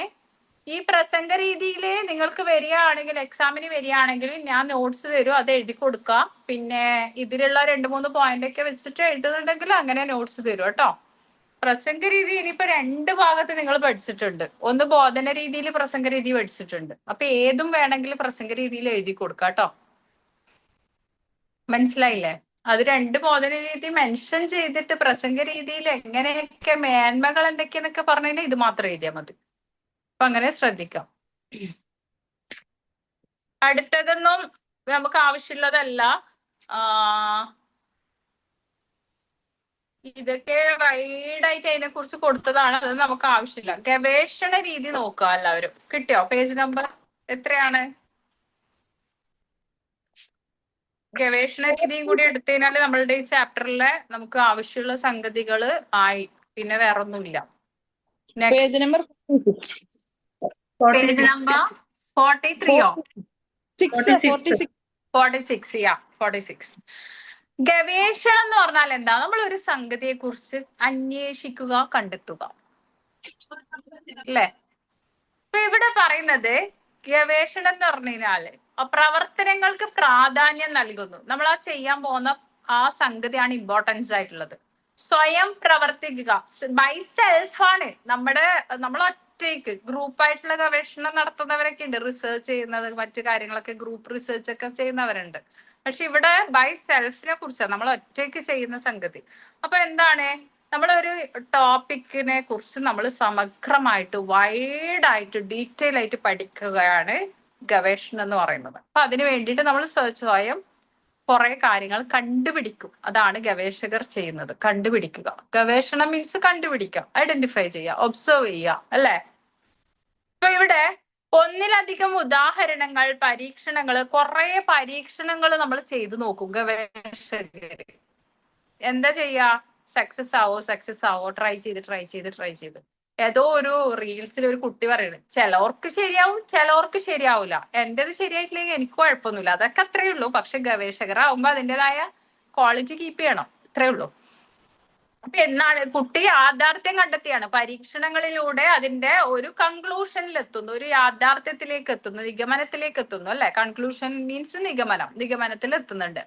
അപ്പൊ ഇവിടെ എന്താണ്? പഠന നിയമത്തിൽ അധിഷ്ഠിതമാണ് ഈ രീതി. പഠന നിയമങ്ങൾ എന്ന് വെച്ച് കഴിഞ്ഞാല് പഠിക്കാൻ വേണ്ടിയിട്ടാണ് നമ്മൾ ഈ കണ്ടുപിടിക്കുന്നത്. അതല്ലാതെ നമുക്ക് എന്തൊക്കെയോ കണ്ടുപിടിക്കാം, അല്ലെ? ആരെക്കുറിച്ചെങ്കിലും രഹസ്യ വിവരങ്ങൾ ചോർത്തണമെങ്കിൽ അത് ചോർത്തിക്കൊണ്ടുവരാം. അതൊക്കെ ഈസി ആയിട്ട് നമുക്ക് ചെയ്യാൻ പറ്റുന്നതാണ്. അതല്ല, ഇതെന്ന് പറഞ്ഞു കഴിഞ്ഞാല് പഠന നിയമങ്ങളിലൂടെ പഠിക്കുന്നത്. നമുക്കൊരു കാര്യം പഠിച്ചെടുക്കാൻ വേണ്ടിയിട്ട് നമ്മൾ ചെയ്യുന്നതാണ് ഗവേഷണ രീതി എന്ന് പറയുന്നത്. ഉദ്ദേശപൂർണമായ അനുഭവങ്ങൾ, ആ ഒരു ഫോക്കസ് ചെയ്തിട്ടുള്ള, നമ്മൾ എന്താണ് ഫോക്കസ് ചെയ്യുന്നത്, ആ ഗോൾസ്, നമ്മൾ എന്താണ് ലക്ഷ്യം വെക്കുന്നത്, അതിനുള്ള ഒരു എക്സ്പീരിയൻസ്, അനുഭവം നമ്മൾ അതുമായിട്ട് റിലേറ്റഡ് ആയിട്ട് ഉണ്ടാവണം. പിന്നെ അനുഭവങ്ങളിലൂടെയാണ് നമ്മളത് പിന്നെ പിന്നെയും പിന്നെയും പരീക്ഷണം നടത്തി നടത്തി നടത്തി സക്സസ് ആവുമെന്ന് പ്രാക്ടീസ് ചെയ്ത് അവസാനം നമുക്ക് അതിന്റെ ഉത്തരം കിട്ടും നമ്മൾ നോക്കുന്ന സംഗതിന്റെ. പിന്നെ സെൽഫ് ലേണിങ്ങിന് ഇമ്പോർട്ടൻസ് കൊടുക്കണം, അതായത് സ്വയം പഠനത്തിന് പ്രാധാന്യം നൽകണം എന്നാണ് പറയുന്നത്. അന്വേഷണം എന്ന് പറയുന്നത് നിങ്ങൾക്ക് അറിയാം, അതൊക്കെ എക്സാമിന് വന്നതിന് ഒന്നും ചിന്തിക്കണ മക്കളെ, ഒരു സംഗതിയെ കുറിച്ച് സമഗ്രമായിട്ട് പഠിക്കുക. ഈ സമഗ്രം എന്നുള്ള വേർഡൊക്കെ മലയാളത്തിൽ എഴുതുന്നവര് അല്ലെങ്കിൽ വൈഡായിട്ട് ഡീറ്റെയിൽ ആയിട്ട് എന്നൊക്കെ ഇംഗ്ലീഷിലുള്ള വേർഡൊക്കെ നിങ്ങൾ ഓർമ്മിച്ച് വെക്കണം കേട്ടോ. ആ ഒരു ഇതിനെ കുറിച്ച് ഡീറ്റെയിൽ ആയിട്ട് പഠിക്കാൻ വേണ്ടിയിട്ടുള്ളതാണ് ഗവേഷണ രീതി. അതിന് നമ്മൾ ഒരു ടോപ്പിക് എടുക്കും, എന്നിട്ട് അതിനെക്കുറിച്ച് പ്രാക്ടീസ് ചെയ്തിട്ട് പരീക്ഷണങ്ങൾ നടത്തിയിട്ട് ഒബ്സർവ് ചെയ്തിട്ട് പഠിക്കുന്നതാണ്. ഇങ്ങനെയൊക്കെ എഴുതി കൊടുത്താൽ മതി. മനസ്സിലായില്ലേ?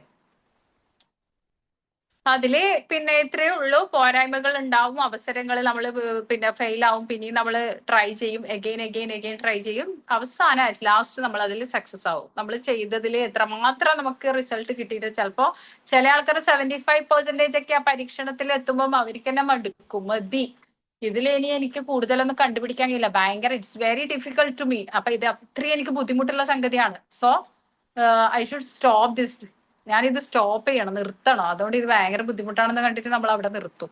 അപ്പൊ പരീക്ഷണം അവിടെ 75% ഒക്കെ ആയിട്ട് സ്റ്റോപ്പ് ആവും. അപ്പൊ അത്രയും അവനിക്ക് കിട്ടിയിട്ടുണ്ടാവും അതിനെക്കുറിച്ചുള്ള വിവരം. അപ്പൊ അങ്ങനെയൊക്കെയാണ് ഗവേഷണ രീതി വരുന്നത്. അതില് നമ്മള് പിന്നെ എന്താണ് എത്രമാത്രം എങ്ങനെയൊക്കെ വികസിച്ചിട്ടുണ്ട്, എന്തൊക്കെയാണ് കുട്ടിക്ക് നേടാൻ പറ്റിയിട്ടുള്ളത് എന്നൊക്കെയാണ് വികസന രീതി എന്ന് പറയുന്നത്. പരീക്ഷണ രീതിയിലൂടെ കുട്ടിക്ക് എന്തൊക്കെയാണ് കിട്ടിയിട്ടുള്ളത്, അത് വികസിച്ച് എത്രമാത്രം വികസിച്ചു, ആ നോളജ് വികസനമാണ് അവിടെ പറയുന്നത്. മനസ്സിലായില്ലേ? പറയൂ, ആർക്കെങ്കിലും എന്തെങ്കിലും ഡൗട്ട്? ഇല്ലമ്മ. അപ്പൊ ഇവിടെ പരീക്ഷണ രീതിന്റെ അവസാനമാണ് വരുന്നത് വികസന രീതി. വികസന രീതി എന്ന് പറയുന്നത് ഒരു കുട്ടി എത്രമാത്രം നോളജ് ഏൺ ചെയ്തിട്ടുണ്ട്, സമ്പാദിച്ചിട്ടുണ്ട് എന്നുള്ളതിന്റെ കഴിവാണ് അവിടെ വികസന രീതിയിൽ നമുക്ക് പറയാൻ പറ്റുന്നത്.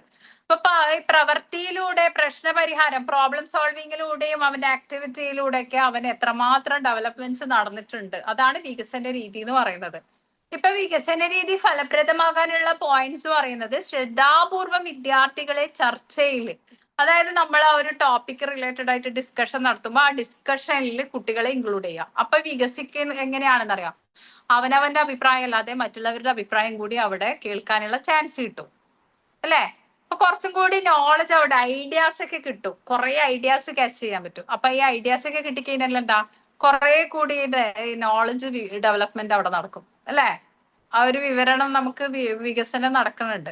അപ്പൊ അതാണ് വിദ്യാർത്ഥികളെ ചർച്ചയിൽ പങ്കെടുപ്പിക്കുക. നിങ്ങളൊക്കെ ടീച്ചറായിട്ട് പോയി കഴിഞ്ഞാല് ഗ്രൂപ്പ് ആക്ടിവിറ്റീസ് ഒക്കെ കുട്ടികൾക്ക് ഇടയ്ക്കിടയ്ക്ക് കൊടുക്കണം, നിർബന്ധമായിട്ടും കൊടുക്കണം. കാരണം എന്താ, വളരെ രണ്ട് നല്ല കാര്യമുണ്ട്.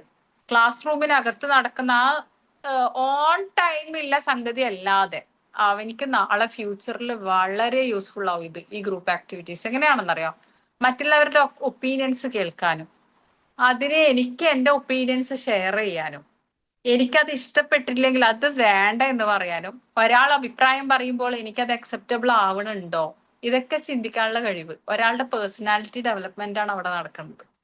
നിങ്ങളൊന്ന് ചിന്തിച്ചു നോക്കിയേ, ചിലപ്പോ ഒരാള് പിന്നെ നമ്മളൊരു ഗ്രൂപ്പ് ആക്ടിവിറ്റിയിൽ ഇരിക്കുമ്പോ ആയിരിക്കും നമ്മളുടെ കൂട്ടുകാരുടെ ഒക്കെ സ്വഭാവം നമുക്ക് കറക്റ്റ് കിട്ടുക, അവിടുന്ന് തുടങ്ങും ദേഷ്യം. ഇങ്ങനത്തെ ഒരു ഫ്രണ്ട് ആയിരുന്നു ഇത്, ഇപ്പോഴാണ് മനസ്സിലായ. കാരണം എന്താ, ചില കുട്ടികൾക്ക് ഈഗോ പ്രശ്നമൊക്കെ ഉണ്ടാവും. നന്നായിട്ട് എഴുതുമ്പോൾ പറയും അതൊന്നും വേണ്ട, നീ എഴുതൊന്നും വേണ്ട, അത് അവരെ എഴുതിയാലും മതി, അല്ലെങ്കിൽ നീ അഭിപ്രായം പറയണുണ്ടല്ലോ, അഭിപ്രായം പറയുന്നവരെന്നെ എഴുതണ്ടെന്നൊക്കെ പറയുന്ന ഒരു അങ്ങനെയുള്ള ഇതൊക്കെ ഇടയിൽ കയറി വരും. അപ്പൊ നമുക്ക് മനസ്സിലാവും ഇവനക്ക് ആക്ച്വലി ഇവന്റെ ഉള്ളിൽ എന്നോട് വേറെ പ്രശ്നമുണ്ട്, അസൂയ എന്ന് പറഞ്ഞ പ്രശ്നമുണ്ട്. ഇതൊക്കെ നമുക്ക് ഐഡന്റിഫൈ ചെയ്യാനുള്ള ഒരു ചാൻസ് ആണെന്നേ, അല്ലേ? ഇങ്ങനെയുള്ള സംഗതികൾ ചെയ്യാതെ മടി പിടിച്ചിരിക്കുന്നവരും ഉണ്ടാവാറുണ്ട് പ്രൊജക്റ്റിൽ. മടി പിടിച്ചിരിക്കുന്ന ഫ്രണ്ടാണ്. ഒരു കാര്യത്തിന് നമ്മളെടുത്തുനിന്ന് നമ്മൾ എന്തെങ്കിലും ചെയ്തു കൊടുത്താൽ അത് ചെയ്യുന്നല്ലാതെ ഇവനെ എനിക്കൊക്കെ കൊണ്ടൊന്നും കിട്ടിയിട്ടുണ്ട് അങ്ങനെ ഗ്രൂപ്പില്. ഗ്രൂപ്പിൽ കിട്ടും, ഒരുപാട് ഫ്രണ്ട്സ് അങ്ങനെ ഉണ്ടാവും, എന്തെങ്കിലുമൊക്കെ ചെയ്തു അവര് ചെയ്യുന്നുണ്ടല്ലോ, അപ്പൊ പിന്നെ നമ്മൾ ചെയ്യണ്ടെന്ന് വിചാരിച്ചിട്ട് ചെയ്യണ്ടെന്നുള്ള ഒരു മെന്റാലിറ്റി, ഒരു മൈൻഡ് സെറ്റ് അങ്ങനെ ഉണ്ടാവും. അപ്പൊ ഇങ്ങനെയുള്ള പല വ്യക്തികളുടെ വ്യക്തിത്വത്തെ നമുക്ക്, പേഴ്സണാലിറ്റീസ് നമുക്ക് അവിടെ ക്യാച്ച് ചെയ്യാൻ പറ്റും. ഇതുപോലെ തന്നെയല്ലേ നമ്മൾ സൊസൈറ്റിയിൽ ഇറങ്ങിയിട്ട് ജീവിക്കുമ്പോഴും പല ആൾക്കാരെ മനസ്സിലാക്കിയും അതിനനുസരിച്ച് നമുക്കല്ലേ ഐഡന്റിഫൈ ചെയ്യാൻ, അവരുടെ പേഴ്സണാലിറ്റി ഐഡന്റിഫിക്കേഷൻ നടക്കുന്നത്. അപ്പൊ ഈ ഗ്രൂപ്പ് ആക്ടിവിറ്റിനെ കൊണ്ട് ഒരുപാട് ഗുണമുണ്ട്. ആ ടോപ്പിക്കിനെ കുറിച്ച് വൈഡായിട്ടുള്ള ഇൻഫർമേഷൻ നമുക്ക് കിട്ടുക മാത്രമല്ല, ഇങ്ങനെയുള്ള പല സംഗതികളും അവിടെ വേറെ തലത്തിൽ നടക്കുന്നുണ്ട്. അപ്പൊ ഇവിടെ പറയുന്നത് ആവശ്യമില്ലാത്ത വസ്തുക്കളെ കുറിച്ചുള്ള ചർച്ചകൾ ഒഴിവാക്കുക, അല്ലെ? ഇങ്ങനെയുള്ള ആവശ്യമില്ലാത്ത ചർച്ചകളൊക്കെ ഒഴിവാക്കിയിട്ട് കം ടു ദ പോയിന്റ് എന്ന് പറയണം ഇടക്കിടക്ക്.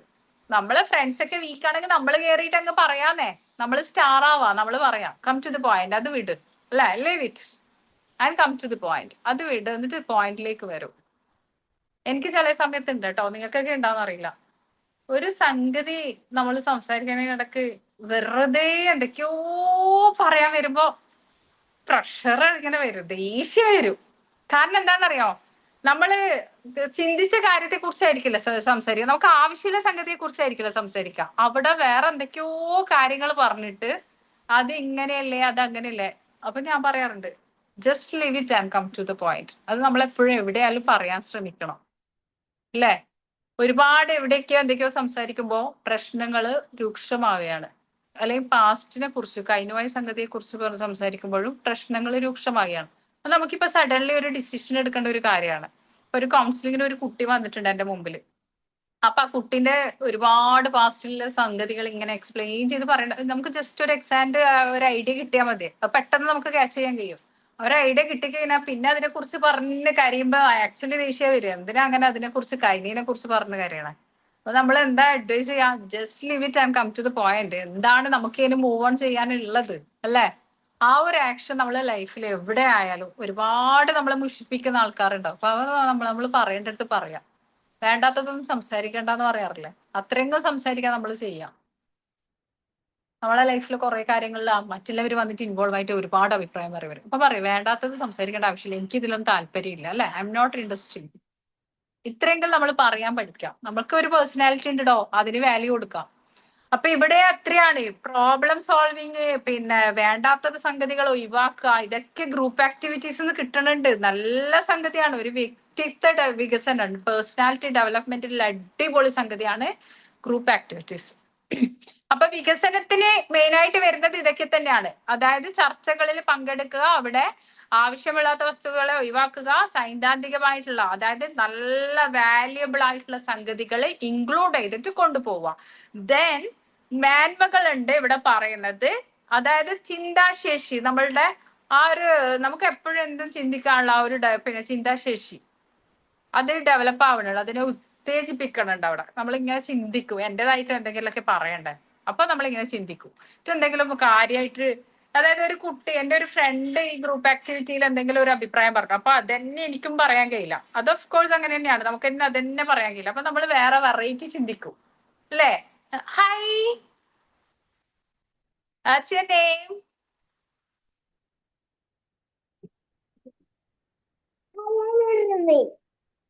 Wow, very beautiful. You look so beautiful. Look like your mom.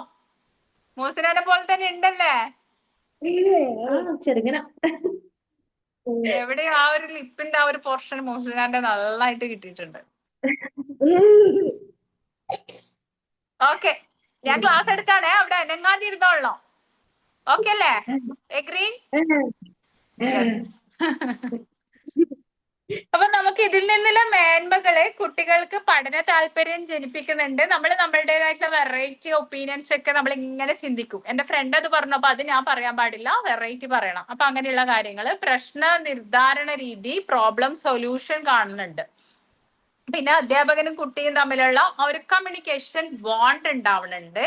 പിന്നെ മനഃശാസ്ത്രത്തിൽ അധിഷ്ഠിതമാണ് ഈ രീതി എന്ന് പറയുന്നത്. അതായത് ഒരു പിന്നെ സൈക്കോളജിക്കലി അതിന് പല വശങ്ങളുണ്ട്. അപ്പൊ അതില് അതിന്റെ അണ്ടറിൽ വരുന്നതാണ് സൈക്കോളജിക്കലി വരുന്ന ആ ഒരു ഫോക്കസ്, അതിന്റെ അണ്ടറിൽ വരുന്ന പല സംഗതികളും നമുക്ക് ഇതിലൂടെ കുട്ടികൾക്ക് ഡെവലപ്പായി കിട്ടും. അപ്പൊ ഇതിനുള്ള പോരായ്മകൾ എന്ന് പറഞ്ഞാല്, ശിശു കേന്ദ്രീകൃത ബോധന രീതിയല്ല, അധ്യാപകന്റെ അധ്വാന ഭാരം കൂടുതലാണ്, ഉപകരണങ്ങൾ കൈകാര്യം ചെയ്യാനോ പരീക്ഷണങ്ങൾ ചെയ്യുന്നതിനോ ഉള്ള അവസരങ്ങൾ കുട്ടിക്ക് ലഭിക്കുന്നില്ല. ഇതൊന്നും അത്ര ഡീറ്റെയിൽ ആയിട്ട് നമുക്ക് ആവശ്യമുള്ളതൊന്നല്ല കേട്ടോ. കാരണം കുട്ടിക്ക് ഇവിടെ പലതും കിട്ടണുണ്ട്, പലതും കിട്ടാതിരിക്കുന്നത്, അതൊക്കെ ഒരു ക്ലാസ് റൂമിനെ ഡിപ്പെൻഡ് ചെയ്തിരിക്കും. അപ്പൊ ഇതില് വാല്യൂ ഒന്നും ഇല്ല ഇവിടെ എഴുതിയിട്ടുള്ളത്. കാരണം ചില സ്കൂളിലെല്ലാം പ്രൊവൈഡ് ചെയ്തിട്ടായിരിക്കും ഗ്രൂപ്പ് ഡിസ്കഷന് കൊടുക്കുക. ചിലപ്പോൾ ലാപ്ടോപ്പ് പിന്നെ എന്തെങ്കിലും ഡിജിറ്റലൈസ് ചെയ്ത ക്ലാസ് റൂമിൽ കുട്ടീനെ ഇരുത്തിയിട്ടൊക്കെ ചെയ്യുന്ന സ്കൂളൊക്കെ ഉണ്ട്, അത്രയും ഡെവലപ്പ് ആയിട്ടൊക്കെ. അപ്പൊ അവിടെ വസ്തുക്കൾ കിട്ടണില്ല എന്നൊക്കെ പറയുന്നത് അത് കാര്യമൊന്നുമില്ല. അത് ഓരോ സ്കൂളിനെ ഡിപ്പെൻഡ് ചെയ്തിട്ടിരിക്കും. നമുക്ക് ആ ഒരു ഡിസ്കഷൻ ചെയ്യാൻ വികസന രീതിക്ക് നമുക്ക് പ്രൊവൈഡ് ചെയ്യുന്ന ഫെസിലിറ്റീസ് ചില സ്കൂളിനെ ഡിപ്പെൻഡ് ചെയ്തിട്ട് ഡിഫറെന്റ് ആയിരിക്കും. അപ്പൊ നമുക്ക് ഇന്ന് ഇത്രേ പഠിക്കാനുള്ളത്. ഇനി ഒരു ടോപ്പിക്, ഒരു ചാപ്റ്ററും കൂടി ഉണ്ട്, മൂല്യനിർണ്ണയം എന്ന് പറഞ്ഞാൽ വളരെ ചെറിയ ടോപ്പിക് ചാപ്റ്റർ ആണ്. 2 ക്ലാസ് കൊണ്ട് ഞാനത് തീർക്കും. എന്നിട്ട് പ്രാക്ടിക്കൽ എക്സാമിന് മുമ്പ് ഇത് തീർത്തിട്ട് നിങ്ങൾ എക്സാമിന് റെഡി ആയിരിക്കുക. പിന്നെ പറയാനുള്ളത്, പിന്നെ സോറി, മോഡൽ എക്സാം എപ്പോഴും പ്രാക്ടിക്കൽ എക്സാം വായിൽ വരും. പ്രാക്ടിക്കൽ എക്സാം നടത്തി എന്റെ ജീവിതം, എന്റെ യൗവനം തീർന്നു. അപ്പൊ പിന്നെ മോഡൽ എക്സാമിന് റെഡി ആയിരിക്കുക. ഡിസംബർ 2nd വീക്ക് എക്സാം ഉണ്ടാവും. 2 വീക്സ് ലീവ് ആയിരിക്കും. അടിച്ചു പൊളിക്ക, എവിടെ ടൂർ പോകുന്നൊന്നും ചിന്തിക്കണ്ട. പഠിക്കാം, നന്നായിട്ട് പഠിക്കാം, നല്ല ടീച്ചർ ആവാം, ജോലി ചെയ്യണം. എനിക്ക് ഒരു 10 റുപ്യെങ്കിലും ഞാൻ സമ്പാദിച്ചുണ്ടാക്കിയിട്ട് ജീവിക്കണം എന്നുള്ള ചിന്തയിൽ ഇരുന്ന് പഠിക്കാം. ഇത്രേ വേണ്ടു. ഇനിയിപ്പോ പഠിക്കുന്ന ഇപ്പൊ പോണ്ട, ഞാൻ ഫിനാൻഷ്യലി വെൽ സെറ്റിൽഡ് ആണ്, ആയിക്കോട്ടെ. എനിക്കൊന്നും ഇപ്പൊ ജോലിക്ക് പോകേണ്ട ഒരു ആവശ്യമില്ല കേട്ടോ, സത്യമാണ്. എന്നോട് എല്ലാവരും ചോദിക്കാറുണ്ട്. പക്ഷെ എനിക്ക്, ഞാൻ പറയും, എന്റെ കണ്ണടയുന്നവരെ ഞാൻ പഠിച്ചിട്ടുണ്ടോ, ഞാൻ പണിയെടുക്കും. എന്നെ ആര് തടുക്കാൻ വിചാരിച്ചാലും, ഞാൻ എന്തെങ്കിലും ഫിസിക്കൽ കണ്ടീഷൻ മോശമായിട്ട് ഞാൻ വീണാലല്ലാതെ എന്നെ വീഴ്ത്താനൊന്നും പറ്റില്ല. അത് നമുക്ക് നമ്മളോടുള്ള ഒരു വാഗ്ദാനാണ്, നമുക്ക് നമ്മൾ കൊടുക്കുന്ന ഒരു പ്രോമിസാണ്. കാരണം നമ്മൾ സ്പെൻഡ് ചെയ്ത നമ്മുടെ സമയം, നമ്മുടെ ലൈഫിലുള്ള, ചിലപ്പോൾ നമ്മൾ ആഗ്രഹിച്ചിട്ട് ആ സമയത്ത് നമുക്ക് ചെയ്യാൻ പറ്റാതെ പോയ നഷ്ടബോധങ്ങൾ, ജീവിതത്തിൽ ഒരുപാടുണ്ടാവും നഷ്ടബോധങ്ങൾ അല്ലെ, എല്ലാ കാര്യത്തിലും ഉണ്ടാവും. ഞാൻ അന്ന് അങ്ങനെ ഒരു ഡിസിഷൻ എടുത്തെങ്കിൽ ഇങ്ങനെ ആയിരുന്നേനെ എന്നൊക്കെ ചിന്തിക്കുന്ന ഒരുപാട് ഡിസിഷൻ നമ്മുടെ ലൈഫിൽ കഴിഞ്ഞിട്ടുണ്ടാവും. അപ്പൊ എവിടെ നിന്നൊക്കെയോ നമുക്കൊരു ഉൾവിളി ഉണ്ടാവും, അതായത് ഞാൻ മരിക്കണവരെ ഞാൻ പണിയെടുത്ത് ജീവിക്കും, ഇത്രേ ഉള്ളൂ. നമുക്ക് ആരൊക്കെ എത്രയൊക്കെ സപ്പോർട്ട് ചെയ്യാനും എത്രയൊക്കെ എന്ത് കിട്ടിക്കഴിഞ്ഞാലും നമ്മുടെ പൈസക്ക് ഭയങ്കര വാല്യൂ, ഭയങ്കര ടേസ്റ്റ് ആണ് അതിന്. എക്സാമിന് പാസ് മാർക്ക് എത്ര മാം? അയ്യോ, ഇപ്പൊ എക്സാമിന്റെ പാസ് മാർക്ക് പോയി, ആ ഫ്ലോ പോയി. അപ്പൊ എന്താന്നറിയോ, ഇപ്പൊ എന്താണ് മുഹമ്മദ് റാസി എന്ന പേര് കാണുന്നത്, ആളുടെ പേരൊന്നുമില്ല. പാസ് മാർക്ക് 35 മാർക്കാണ് വരുന്നത്. ആളിപ്പോ ചിന്തിച്ചിട്ടുണ്ടാവും എങ്ങനെയെങ്കിലും ഒന്ന് പാസ് ആവണം അല്ലേ. ഞാൻ ഇത് പറയുമ്പോ ചിന്തിച്ചില്ലേ, അതുകൊണ്ടല്ലേ ഇങ്ങനെ ചോദിച്ചത്. പ്രീവിയസ് ക്വസ്റ്റ്യന് പ്രീവിയസ് ക്വസ്റ്റ്യൻ ഞാൻ തന്നിട്ട്, നിങ്ങളെ ബാച്ചിൽ തന്നിട്ടില്ല, അത് ഞാൻ ഗ്രൂപ്പിലേക്ക് ഇട്ടുതരും, മോഡൽ എക്സാം ആവുന്നതിന് മുമ്പ് ഇട്ടുതരും. പക്ഷെ അതിലൊന്നും വലിയ കാര്യമൊന്നുമില്ല. നിങ്ങളുടെ, ഞാൻ അപ്ഡേറ്റഡ് ആണ്, ഓരോ ദിവസം അപ്ഡേറ്റഡ് ആണ്. അപ്പൊ നിങ്ങളുടെ ക്വസ്റ്റ്യൻ അപ്ഡേറ്റഡ് ആയിരിക്കും. ക്വസ്റ്റ്യൻസ് എല്ലാം ആരുടെല്ലാം മാം തന്നെയാ? അതൊന്നും പറഞ്ഞുതരൂല്ല കേട്ടോ. ചില കുട്ടികളുണ്ട് പേപ്പർ ചെക്ക് ചെയ്യലാരും മാം തന്നെയാ? അതും പറഞ്ഞുതരൂല. അതൊക്കെ എന്താ പറയാ, സീക്രട്ട്. അപ്പൊ മാം തന്നെ എടുക്കും? ഇല്ല, ഞാൻ പറഞ്ഞിട്ടില്ലല്ലോ ഞാനാണെന്ന്, എല്ലാന്നും പറഞ്ഞിട്ടില്ല. അപ്പൊ നിങ്ങൾക്ക് ഒന്നും മനസ്സിലാവില്ലല്ലോ. ആണെന്നും പറഞ്ഞില്ല, ഇല്ലെന്നും പറഞ്ഞില്ല, ഒന്നും പറഞ്ഞില്ല. അപ്പൊ നിങ്ങൾക്ക് ഒന്നും മനസ്സിലാവില്ല. നിങ്ങൾ എന്ത് ചെയ്യും, പഠിക്കണം, പഠിച്ചിരിക്കണം. ഈ ഒരു ചാൻസ് ഇനിയിപ്പോ ചിലപ്പോ ഇനി അടുത്ത കോഴ്സ്, നീ അടുത്ത കാലത്തൊന്നും നിങ്ങൾ ചിലപ്പോ പഠിച്ചുകൊണ്ടിരിക്കാൻ ഇഷ്ടമുള്ള ആൾക്കാരുണ്ടാവും, എടുക്കും. പഠിച്ചത് ഓർമ്മ നിൽക്കാൻ എന്ത് വേണ്ട മാം? പഠിച്ചത് ഓർമ്മ നിൽക്കാൻ ഒരു കാര്യമില്ല, ഒരു സംഗതിയും മോളെ. അത് എന്താന്ന് പറഞ്ഞാൽ നമ്മളിപ്പോ അങ്ങനെ തന്നെയാണ്. ചിലപ്പോ ഞാൻ ഇന്ന് 2 തവണ വാഷിംഗ് മെഷീനൊക്കെ സർഫ് ഇടാതെ വാഷ് ചെയ്തിട്ടുണ്ട്. എന്നിട്ട് പിന്നെ കൊണ്ടുപോയിട്ട് 3ാമത്തെ തവണയാന്ന്, ഓ ഇത് ഞാൻ വീണ്ടും ഇട്ടില്ല അല്ലെ. ഇത് എന്താന്നറിയോ, ഫോണിൽ എന്തൊക്കെയോ വർക്കിന്റെ സമയത്ത് ഇങ്ങനെ പോയിട്ട് ഇതിങ്ങനെ സ്വിച്ച് നക്കിയിട്ട് വന്നു, അത് അവിടെ സ്റ്റോപ്പ് ആയപ്പോ ഞാൻ 2 പ്രാവശ്യം റിൻസ് ചെയ്യും. അപ്പൊ എനിക്ക് എന്നാലേ തൃപ്തിയാവും, സാറ്റിസ്ഫൈഡ് ആവും. ആ റിൻസ് ചെയ്യാൻ വീണ്ടും പോയപ്പോഴാണ് ഓർമ്മ വന്നത്, ഓ നേരത്തെ സർഫ് ഇട്ടില്ല, ഞാനും അങ്ങനെ. വീണ്ടും ഡിറ്റർജന്റ് ഇടേണ്ടത് ഓർമ്മ വന്നു, വീണ്ടും ഇത് നോക്കിയിട്ട് ഫോണിൽ എന്തോ ഇതിൽ വീണ്ടും വന്നു. അത് വീണ്ടും ഓഫ് ആയപ്പോഴാണ് ഇത് വീണ്ടും ഞാൻ ഇങ്ങനത്തെ 3ാമത്തെ തവണയാണ് അവിടെ. അപ്പൊ ഇത് എല്ലാവർക്കും സംഭവിക്കും കേട്ടോ. നമ്മൾ ബിസി ലൈഫിൽ നമ്മൾ കോൺസെൻട്രേഷൻ കൊടുക്കാം. അതിന് എക്സാമ്പിൾ ആണ് ഞാൻ ഇന്നത്തെ എന്റെ ഒരു അനുഭവം, ചെറിയൊരു അനുഭവം പറഞ്ഞത്. കോൺസെൻട്രേഷൻ കൊടുക്കുക പഠിക്കുന്ന സമയത്ത്. ബ്രെയിൻ, നമ്മുടെ മൈൻഡ് ഒന്ന് ഫ്രീ ആക്കി വെക്കുക. പ്രശ്നങ്ങളും നമ്മളുടെ റെസ്പോൺസിബിലിറ്റി എന്നൊക്കെ ഇത്തിരി ഒന്ന് നമ്മള് മൈൻഡ് ഫ്രീ ആക്കി വെക്കുക. എപ്പോഴും പഠിക്കുമ്പോൾ ശ്രദ്ധിക്കേണ്ട കാര്യമാണ്, വേറെ ഒന്നും ചിന്തിക്കാൻ പാടില്ല. ഈ ഫോർത്ത് നമ്മുടെ ചാപ്റ്റർ ഇല്ല അത് ടീനേജിലുള്ള കുട്ടികളുണ്ടല്ലോ പഠിക്കാൻ ഏറ്റവും ബുദ്ധിമുട്ട് വരുന്നത് ഭയങ്കര ബുദ്ധിമുട്ടാണ് ടീനേജിലുള്ള കുട്ടികൾ പഠിക്കാൻ. എന്തുകൊണ്ടാണെന്നറിയോ? ബുക്ക് എടുത്തു കഴിഞ്ഞാല് ബുക്കിൽ കാണുന്നതെന്നല്ല അവരെ മനസ്സിൽ വരിക. അവരെന്തായിരിക്കും നേരത്തെ അവള് ഇരിക്കുന്ന സ്റ്റോപ്പിൽ പോയിട്ട് ഇരുന്നത്, അവിടെ നോക്കുന്നുണ്ടോ? ഇങ്ങനെ ഒരുപാട് ചിന്തകള്. ചിലപ്പോ ഫ്യൂച്ചറിലുള്ള ഹസ്ബൻഡിനെ കുറിച്ചൊക്കെ സ്വപ്നം കാണും, എന്റെ കുട്ടി ഇങ്ങനെ ആയിരിക്കോ. സത്യാണ് കേട്ടോ, ഈ സ്റ്റേജൊക്കെ കഴിഞ്ഞ് വന്നതാ നമ്മളൊക്കെ.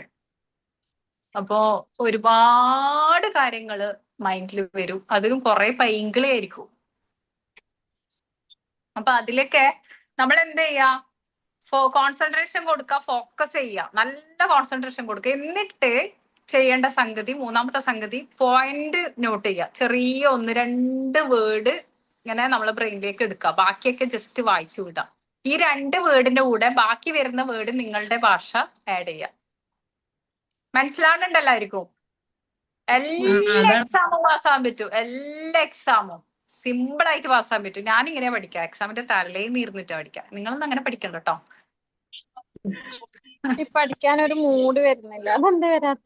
മൂഡ് വരൂല, അത് നമുക്ക് ചിലപ്പോ വേറെന്തെങ്കിലും ഇത് എന്തെല്ലോ ചെയ്യാനുണ്ടെന്നുള്ള ഒരു ഇത് വരും. ആ ബുക്ക് എടുക്കുമ്പോ നമുക്ക് എന്തെല്ലോ അതിനൊക്കെ നമ്മള് മൈൻഡിന് റിലീഫ് കൊടുക്കണം. അതിനൊക്കെ റിലീസായിട്ട് നമ്മളെ മൈൻഡിന് ഇപ്പുറത്തേക്ക് കൊണ്ടുവരണം, എങ്കിൽ മാത്രമേ ആ മൂഡ് കിട്ടൂ. അപ്പൊ അതിലേക്ക് അത് മാത്രല്ല, എക്സാം ഒക്കെ എഴുതിയിട്ട് കുറെ നാളായില്ലേ, ആ ഒരു ടച്ച് പോയി. ടച്ച് ഒന്നും പോണ്ട. നോട്ടൊക്കെ ഇപ്പൊ എഴുതുന്നുണ്ടല്ലോ അത്യാവശ്യം. അത് മതി, ഹാൻഡ് റൈറ്റിംഗ് ഉണ്ടായാൽ മതി. അപ്പൊ എക്സാമിന്റെ ക്വസ്റ്റ്യൻ മോഡൽ എക്സാം കഴിഞ്ഞോട് ടച്ച് വരും, നല്ല ടച്ച് വരും.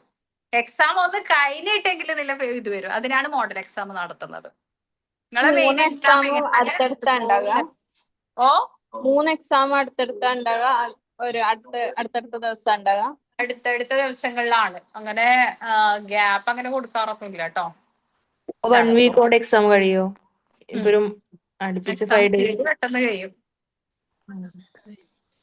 അപ്പൊ എനിക്കൊരു കോള് വരുന്നുണ്ട്.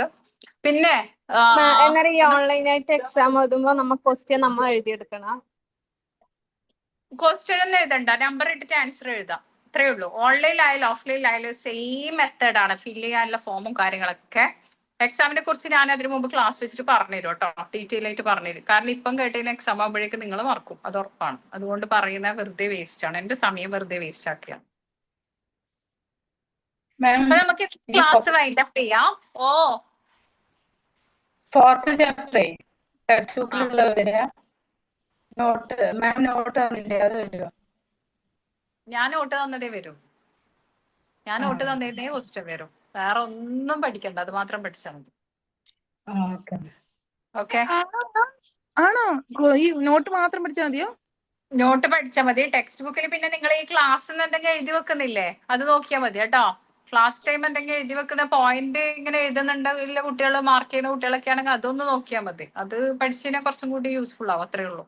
അല്ലാതെ ടെക്സ്റ്റ് ബുക്ക് വായിക്കും പഠിക്കൊന്നും വേണ്ട. ഫുള്ള് ടെക്സ്റ്റ് ബുക്ക് പഠിക്കണ്ടല്ലേ? ഒന്നും പഠിക്കണ്ട, ഫുള്ള് പോയിട്ട് ഒന്നും പഠിക്കണ്ട. ഈ പോയിന്റ് എഴുതി വെച്ചിട്ടുണ്ടെങ്കിൽ ഒന്ന് നോക്കാം. നോട്ട്ബുക്ക് എന്താണ് തന്നത്, എന്ത് നോട്ട്സ് ആണ് തന്നത്, ആ നോട്ട്സ് കറക്റ്റ് എഴുതിയിട്ട് തന്നെ പഠിച്ചാൽ കുറച്ചും കൂടി പിന്നെ നമുക്ക് യൂസ്ഫുൾ ആവും, അത്രേ ഉള്ളൂ. ചില ക്രൈറ്റീരിയ അത് മാം എഴുതിയിട്ട് തന്നിട്ടില്ലേ? ചിലതിന്റെ ക്രൈറ്റീരിയ ഒക്കെ മാം നോട്ടിൽ തന്നിട്ടില്ല, പക്ഷെ ടെക്സ്റ്റിലുണ്ട്. അപ്പൊ അതൊന്നും പഠിക്കണ്ട അല്ലേ? വേണ്ടടാ, നോട്ട് തന്നത് മാത്രം, അത് ഞാനെല്ലാം ഷോർട്ട് ആക്കിയിട്ട് തരുന്നതാണ്. അതിലുള്ളത് ആവശ്യമുള്ളത് മാത്രം എടുത്തിട്ട്, അപ്പൊ അത് പഠിക്കാം. Okay okay. അപ്പൊ ഇന്നത്തെ ക്ലാസ് അതിന്റെ പേയാണ്. 3:10 ആയിട്ടുണ്ട്, ഞാൻ പോവാണ്. അപ്പൊ എല്ലാവർക്കും bye. Bye ma'am, thank you so much. Welcome, by.